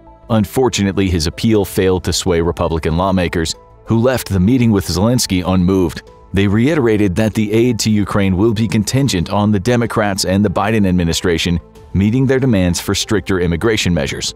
Though the Biden administration remains hopeful of finding a resolution, as you'll hear later, the current situation isn't exactly promising, casting doubt on whether Biden will be able to keep his promise to help Ukraine for, quote, as long as it takes. So many hope for the best, but prepare for the worst. With this in mind, let's discuss what would happen if the U.S. stopped giving aid to Ukraine. First, we must define what "stop giving aid" means under current circumstances. It means the U.S. Congress wouldn't fund a new aid package to Ukraine, effectively cutting off any future economic or humanitarian aid. It doesn't, however, mean that Ukraine would be left high and dry overnight. Luckily, there are certain areas where Ukraine still has some breathing space, which was, of course, facilitated by the U.S. For instance, Biden still has roughly $5.6 billion in military materials and equipment to direct toward Ukraine under previous spending bills passed by Congress. Interestingly, a Pentagon accounting error made this possible by overvaluing the aid that Ukraine had previously received. The Defense Department will primarily use the $5.6 billion to deliver items like HIMARS missiles, tactical vehicles, and ammunition. If you aren't sure how far this amount of money could go, we'll put things into perspective. A $500 million defense assistance package in June 2023 was enough to support Ukraine's counteroffensive operations and significantly strengthen its air defenses. This package contained key military equipment, such as Bradley fighting vehicles for mobility and Stryker combat vehicles for enhanced firepower, multiple launch rocket systems, anti-tank weapons, air defense and precision aerial munitions, anti-radar missiles, and artillery. In other words, with the $5.6 billion in military equipment, Ukraine will be set militarily for quite some time, but is this enough? In a word, no. After all, there's still economic and humanitarian aid to consider. Pulling the plug on these would have disastrous effects on Ukraine, its people, and its military in the long run. Plus, the fact that the military aid will eventually run out might not cause an immediate Russian victory, but it will undoubtedly change the character of the war, as one defense analyst put it. So, what would the Ukrainian battlefield look like if the US were to stop sending aid? No one expects this move to have an immediate impact on the battlefield, but this doesn't mean there won't be any difference. Without US aid, a shift in the balance on the Ukrainian battlefield is imminent. Now, anyone following the war in Ukraine knows there's no chance its soldiers would surrender. After all, the very existence of their country is at stake, but a sharp decline in morale is to be expected, given how reliant Ukraine has become on the US aid. Of course, there is the other side to consider too. This shift in power dynamics might embolden Putin's soldiers to wreak havoc on the battlefield. Though there is no telling how things might play out in a war, some experts warn that Russian vengeance of tragic and historic proportions could take place across Ukraine. And you can only imagine what atrocities could be committed during this process. But as we've already said, Ukrainian soldiers aren't likely to just give up and let Putin's horde steamroll them on the battlefield. So what might Ukraine do to avoid this worst-case scenario? Well, some experts believe that if Ukraine loses its military dominance, the country will switch to so-called asymmetric warfare. For those who aren't familiar with this term, asymmetric warfare refers to strategies and tactics that deviate from traditional, direct confrontations between military forces of equal strength. For the most part, these include targeting the stronger force's strategy rather than the enemy itself. Without US aid, Russia would become more dominant on the battlefield, forcing Ukraine to pursue these strategies. To offset the new power imbalance, Ukraine would likely withdraw from specific sectors of the front lines into urban settlements. Interestingly, many analysts expected this scenario to take place from the very beginning of the war in Ukraine, as they didn't believe Ukraine could face off against Russia in traditional combat. Though this speaks volumes about Ukraine's tenacity, it's important to note urban combat is nothing to desire. Sure, this form of combat involves numerous logistical challenges, as the urban infrastructure can immensely hinder traditional military movements, but logistics isn't why most experts dread the possibility of urban combat. The high risk of civilian casualties is. If the battlefield were to shift to urban areas, more Ukrainian cities and towns would undoubtedly be decimated, taking countless civilian lives with them. Unfortunately, similar results would probably be seen regardless of the route Ukraine chooses. After all, the country can't make any detailed plans, with the uncertainty regarding aid hanging over its military capabilities. And if Ukraine can't make carefully thought-out military plans based on reliable US aid, it won't be able to sell them to the rest of the Western world, eroding the potential for international assistance. But this potential is far from the only aspect that would crumble should the US stop giving aid to Ukraine. So would Ukraine's already weak economy. Without US assistance, the Ukrainian government will struggle to fund both its operations and the war. All the basic functions that have kept the Ukrainian society running would gradually deteriorate, leading to more Ukrainians leaving the country and possibly even a collapse of the democratic government. These terrible consequences, paired with decimated military forces, would indicate one thing: Ukraine has lost the war. Though this is devastating all on its own, it becomes even worse when you consider the other perspective. Russia, or should we say Putin, has won. Let us tell you why this can be catastrophic for Ukraine and the rest of the world. If Putin manages to win the war in Ukraine after being on the brink of ruin on a few occasions, he will feel emboldened beyond measure. That's not to mention the bloodthirsty national patriots who've become his main source of support during the war. All of this can only mean one thing: Putin won't stop. He won't stop in Ukraine, and he won't stop outside of it. In other words, even if Ukraine was forced to surrender, many believe that Putin would continue launching attacks. Then, empowered by the defeated Ukraine, he will likely turn his attention to the weakened Europe, potentially launching attacks on other nations. Given how many times Russia has vowed revenge against Western nations that have, in its words, crossed Putin, this possibility shouldn't be taken lightly. Now, you might think that the US will step in to defend those nations, as most of them are NATO countries, and you would be right, as the US is bound by Article 5 of the NATO Treaty, stating that an armed attack against one or more of NATO countries in Europe or North America shall be considered an attack against them all. But remember what brought us to these hypothetical scenarios in the first place.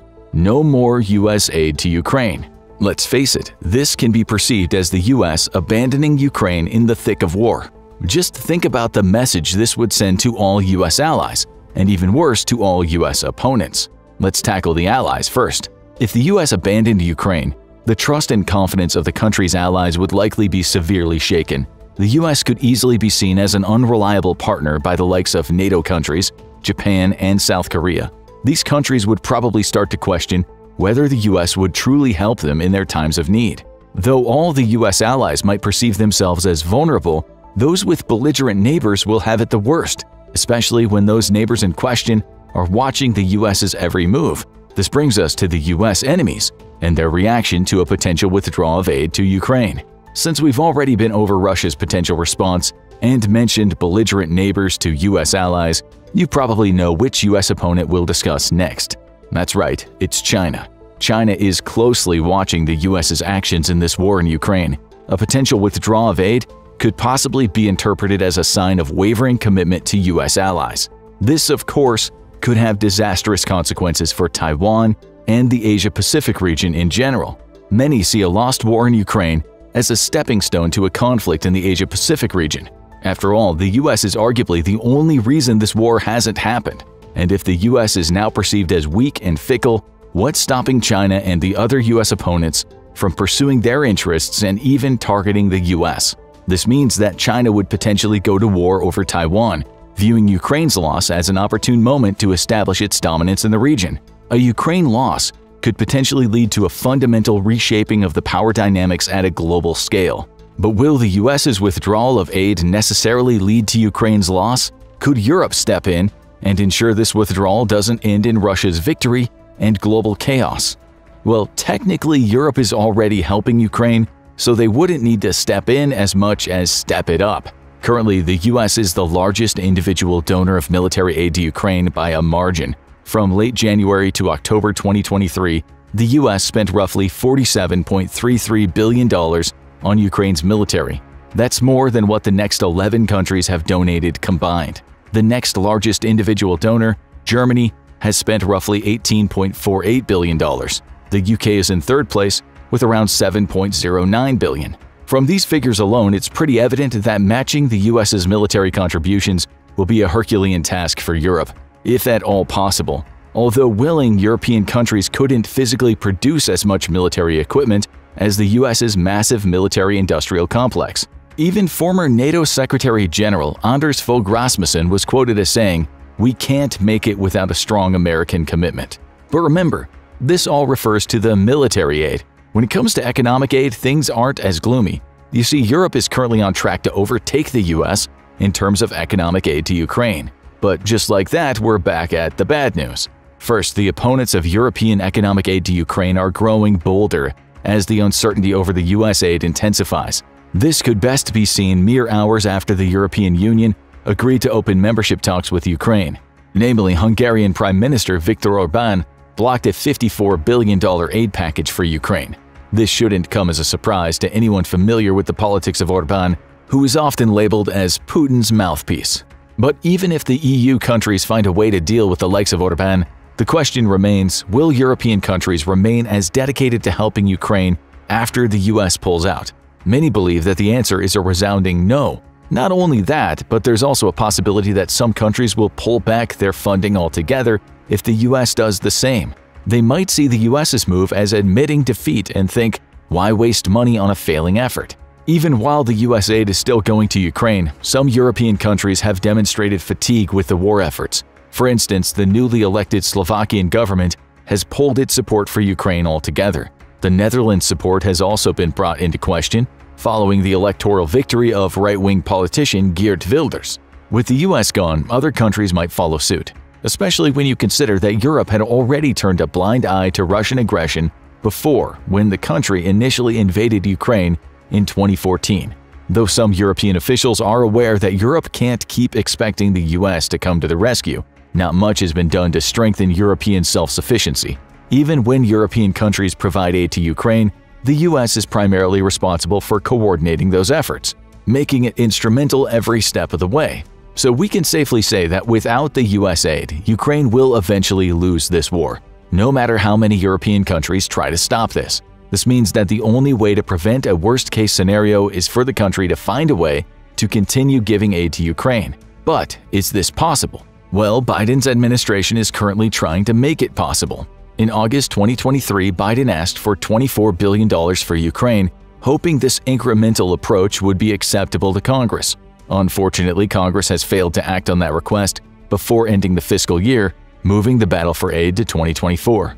Biden also tried to persuade Republicans to continue giving aid to Ukraine by making some political concessions, such as taking tougher actions to restrict undocumented migration across the US-Mexico border. But this move might hinder Biden's re-election efforts in 2024. And let's face it, the only way for Ukraine to keep receiving US aid is for Biden to get re-elected as president in November 2024. After all, former President Donald Trump, who is currently leading in many presidential polls, agrees with his fellow Republicans that the money for Ukraine should be redirected to domestic priorities. Plus, he has previously promised to end the war in Ukraine in, quote, one day, presumably by cutting off aid for Ukraine and cutting a deal with Russia. So as things stand, it will take significantly more effort to keep the aid going than it would to stop it altogether, which leaves all of Europe and the world in a precarious situation.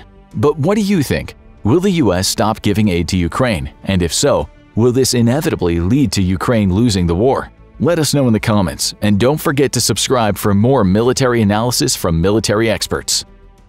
Why is Putin afraid to deploy the Su-57 to Ukraine?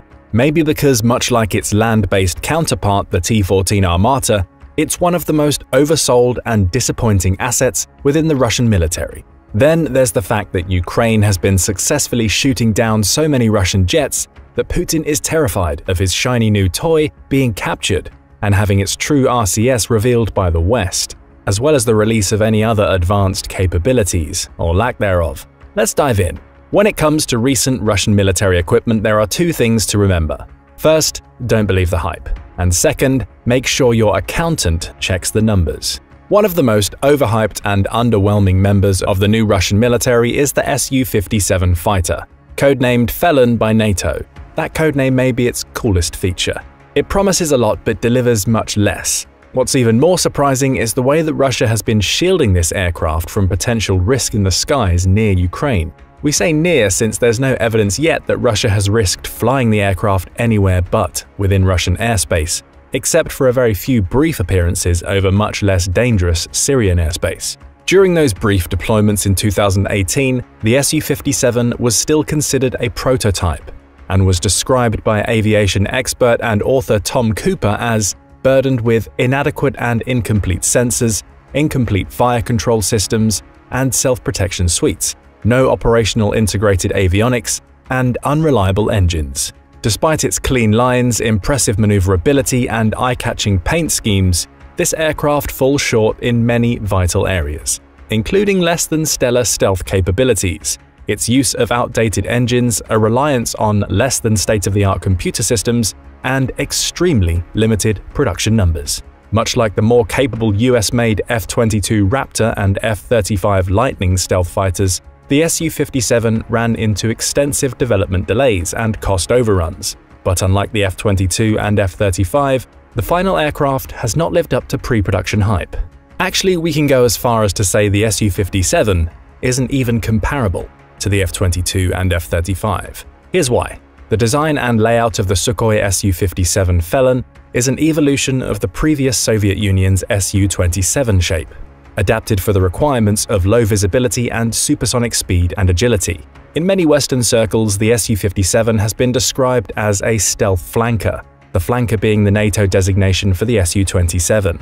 Both planes are twin-engine, twin-tailed planes with an emphasis on being multi-role aircraft, meaning they can handle both air superiority roles as well as being able to strike ground targets with onboard munitions. The Su-57 began development in the early 2000s and has been delayed several times. Its original prototype was expected to make its maiden flight back in the year 2007, but numerous problems with its design have caused equally numerous delays. While its engines are essentially the same as those of the aircraft it's designed to replace, the Su-35S, their implementation has not gone well. At first, the Russians refused to acknowledge that their new jet had a development problem. Finally, in late 2009, the Russians admitted that problems with the engine were causing the delays. The original concept for the Su-57 was for the plane to use the newly designed and more powerful Su-30 engines. However, nearly all the prototypes and production models released so far are equipped with the same engine used on the existing Su-35S, the AL-41 engine. The reason the Su-30 engines haven't been used yet is due to reliability and quality control issues, which have yet to be ironed out. Beyond those problems, both the AL-41 and the Su-30 are nothing more than a slightly updated and heavier version of the AL-31 engine, which was designed back in the 1970s. That the Su-57, designed to be the best frontline fighter for the latter half of the 2020s, flying with what are effectively 50-year-old engine designs, is just one of the plane's troubles. The other problem that carries over from the earlier AL-31 engine is its propensity for catching fire. The Russian plane that sported the majority of these engines, the MiG-31, has a history of crashes due to engine fires, and the AL-41 used in the Su-57 seems to have inherited that engine fire gene. The very first serial production example, Su-57, crashed in 2019, due to what Russian state-run media outlet RIA Novosti said was a mishap occurred during an engine test, or a potential failure in the Su-57's engine control system.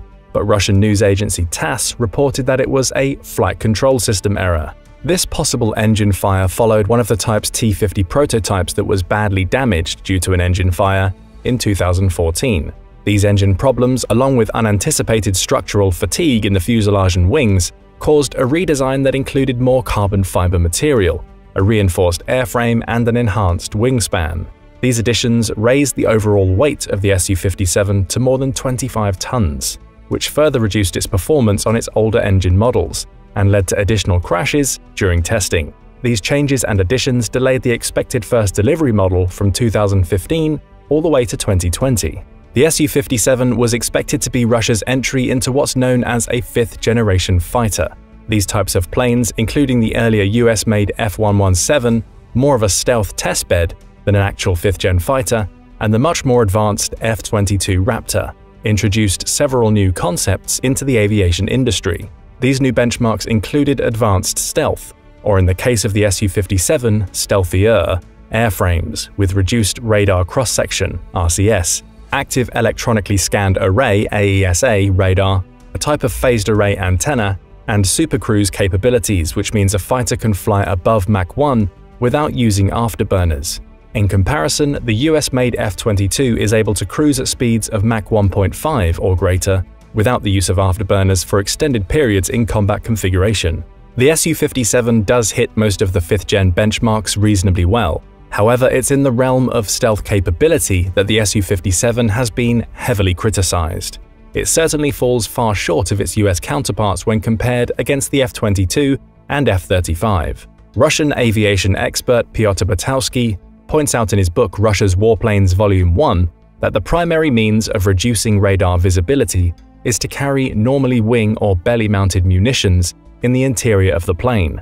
External weapons and extra fuel tanks, along with the racks with which they are attached to the plane, dramatically increase the radar cross-section of a plane. Mounting those internally removes those obstructions, but the improvement comes at a cost. For one, it means the plane can carry fewer of these add-ons, while it also means the airframe must be bigger and wider, which leads to an increased weight, which requires a more powerful engine, or in the Su-57's case, dual engines. That double-engine design also means the plane is more susceptible to infrared heat-seeking missiles. It also means the external exhaust nozzles increase the radar cross-section on their own. That problem can be countered by embedding the exhaust within the body of the airframe, which both the F-22 and F-35 do remarkably well, but the Su-57 doesn't even try to hide its dual exhausts, making it more observable to enemy detection.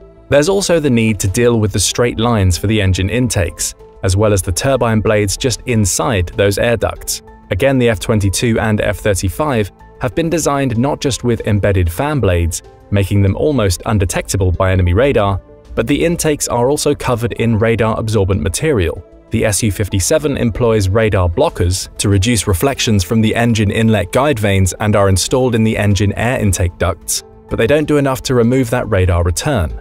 The shape of the airframe has been designed to reduce the number of directions in which electromagnetic waves are reflected, including blending the wings into the airframe's body, which helps increase the plane's stealthiness. But there are other problems with the plane that add to its lack of stealthiness. One glaring problem is that the entire plane isn't coated in radar-absorbent materials, which the F-22 and F-35 have. The Su-57 does have a paint job that many warplane simulation enthusiasts think is really awesome and super cool looking, but it does nothing to hide the plane from enemy radar.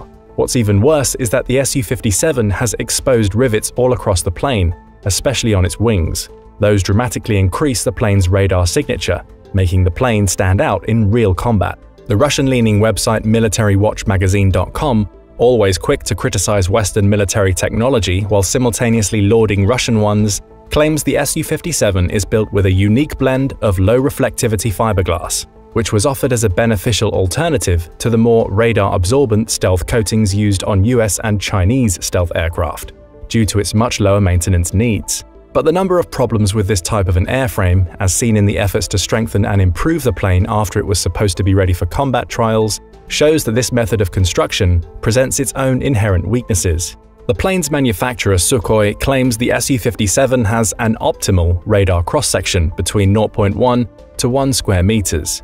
For comparison, the F-117 had a radar cross-section of around 0.003, about 1/3 as much as an ordinary bird, while the F-35 has an RCS of 0.005 and the F-22 has an RCS of 0.001, which is somewhere around 1,000 to 10,000 times smaller than the Su-57's RCS. In comparison, a B-52 bomber has a radar cross-section rating of 100, an Su-27 has a rating of 15, an F-16, flying clean, meaning without external weapons and fuel tanks, has a 5, a MiG-21 has a 3, an F-16C has a 1.2, an FA-18 has a 1.0, and the SR-71 Blackbird has a 0.01, which is about the same as an average bird. The F-35's radar cross-section has been compared to a hummingbird, while the F-22's cross-section has been compared to that of a bumblebee. To understand the real-world difference, Russia's standard surface-to-air system, the S-400, uses a 91N6E search radar, which has a detection range of about 240 miles against a target of 4 square meters.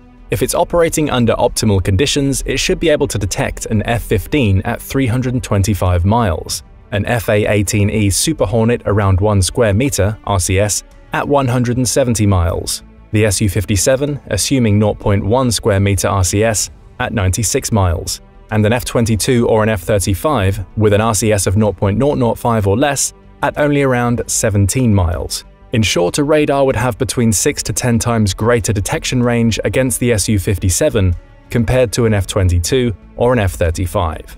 Russia's problem is that many Western analysts don't believe that the 0.1 RCS that the plane's manufacturer Sukhoi claims to have is accurate. If it's found to be closer to 1 or even higher, then its capabilities as a stealth fighter dramatically decrease, which means bad things for Russia's ability to sell the plane overseas to its usual markets like India and China. All of this leads to the question, if the Russians are so positive the Su-57 is the equal of the F-22 and is the best aircraft Russia has ever built, why are they so reluctant to use it in the current invasion of Ukraine? It's been a glaring issue for the Russian military that they haven't yet established air control over the Ukrainian battlefield, something that their much larger air force was intent on demonstrating from the earliest days of the fighting. The answer is a simple one, though with complicated ramifications. Russia doesn't want to fly one of its very limited number of state-of-the-art aircraft for fear of having it shot down. The risk of having the Su-57 captured and thereby having its true RCS revealed by the West, as well as the release of any other advanced capabilities or lack thereof, is one reason why Russia has been so reluctant to deploy the plane over Ukrainian territory. For a country that has a much smaller and more outdated air force, Ukraine has done a remarkable job of shooting down Russian aircraft and helicopters. As of March 2023, Ukraine had shot down 70 Russian fighter aircraft, at the loss of only 60 of their own. And that's not including one disastrous day for Russia, when on May 15, 2023, they lost 2 fighter jets, an Su-34 and an Su-35, plus 2 Mi-8 helicopters, all within 12 hours, and all within the Russian territory of Bryansk. The fact that Russia lost multiple downed aircraft within Russian territory all at the same time, was a stunning blow to their air force. Some Western analysts believe Ukrainian air defense systems might have been pushed closer to the border with Russia to engage aircraft that direct their attacks from within Russian borders. The Russian Air Force has recently begun using more glide munitions, which are bombs with pop-out fins that can strike targets at a greater distance. Ukrainian Air Force spokesman Yuri Inat explained after the May 15th incidents that Russian airplanes regularly attack Ukraine from Russian territory. He said their strike air group attacked Ukraine from the north, from Bryansk Oblast. They do this almost every day. They carry out strikes with guided bombs. Another black day for Russian military aviation was June 24, 2023, the day of the abortive rebellion by Yevgeny Prigozhin's Wagner mercenary group. In less than 24 hours, Prigozhin's men managed to shoot down 7 combat helicopters, as well as one of Russia's most valuable air assets, an Il-22M airborne command post. It is believed that all of the pilots and personnel on board the 8 aircraft were lost. The fact that all of these planes were within Russian airspace shows just how dangerous the invasion against Ukraine has been for the Russian Air Force. The open-source combat tracker Oryx says that the Russian aircraft losses are even higher, confirming that they've lost at a minimum 77 fixed-wing aircraft as of July 14, 2023, with another 90 helicopters lost. Oryx's numbers are based only on confirmed losses, so the total number of Russian airplanes lost is almost certainly even higher.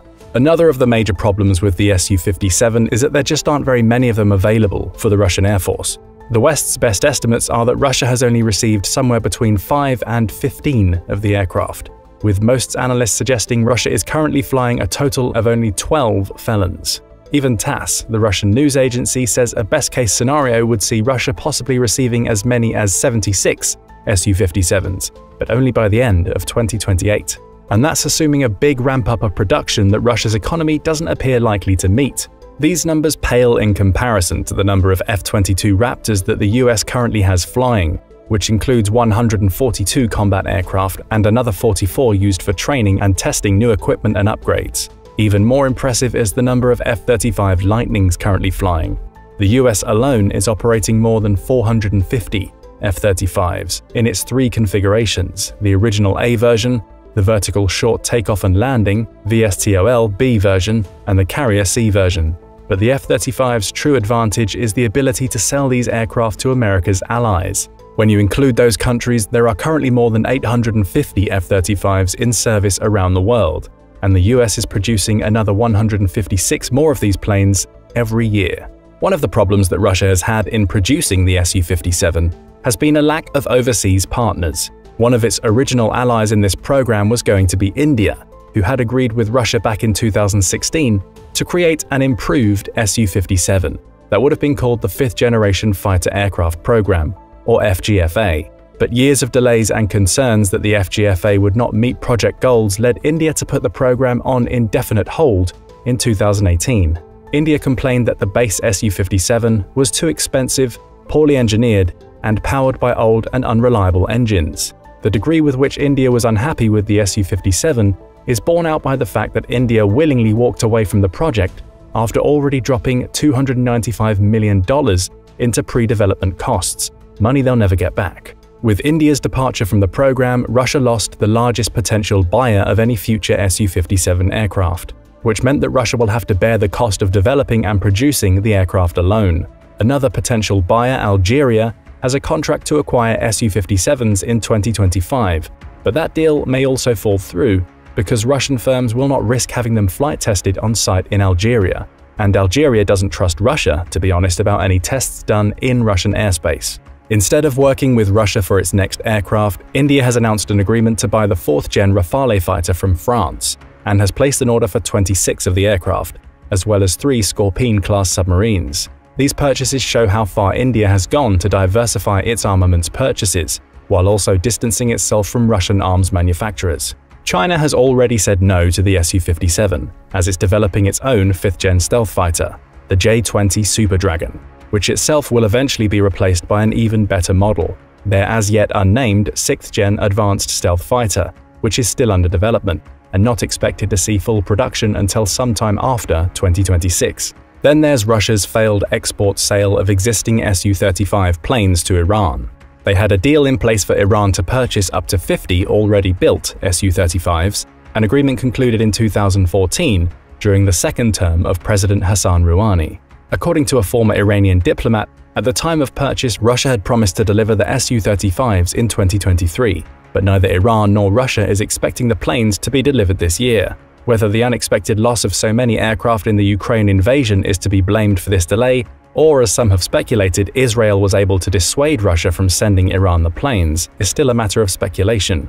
Either way, not sending aircraft that have already been paid for sends a strongly negative signal to any other potential buyers of Russian armaments. Which leads us to our next question, posed by many Western commentators. Is the Su-57 actually the worst stealth fighter in any modern air force? When taking into account its comparatively poor RCS, its unreliable engines, its pitifully small production numbers, and its reliance on fiberglass framing instead of stealth coating, it seems that it's not really even comparable to the current best stealth aircraft, the F-22 and the F-35, and might even be considered less satisfactory than the Chinese J-20, which seems to many analysts to be a pirated copy of the F-22 Raptor, built with stolen technology.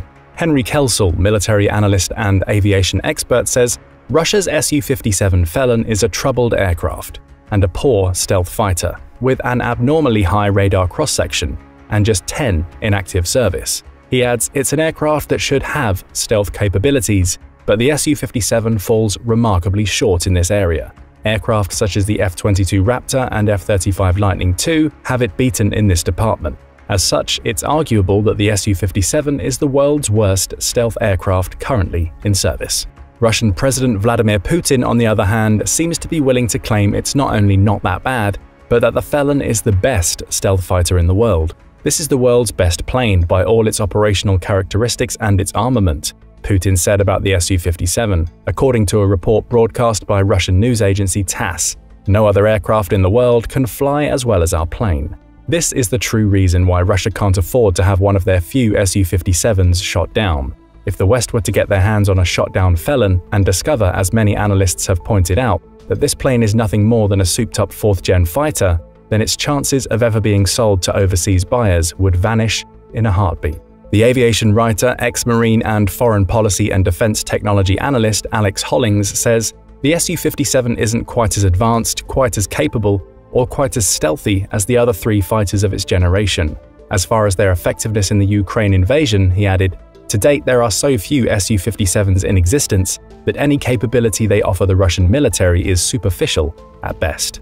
Russia will likely keep the Felon within its own territory, and will only operate it when the plane is out of Ukrainian surface-to-air missile range, which is from 60 to 90 miles. A shoot-down of the vaunted Su-57 would be a terrible blow to Russia, and a public relations bonanza for the Ukrainians and its allies in the West. So whether its stealthiness is as bad as its many detractors suggest, the Su-57 Felon is one plane that Ukraine will probably never see flying through the skies. But what do you think? Will Putin ever send the Su-57 into battle? If so, do you think it will live up to the hype he's generated around it? Let us know in the comments, and don't forget to subscribe for more military analysis from military experts.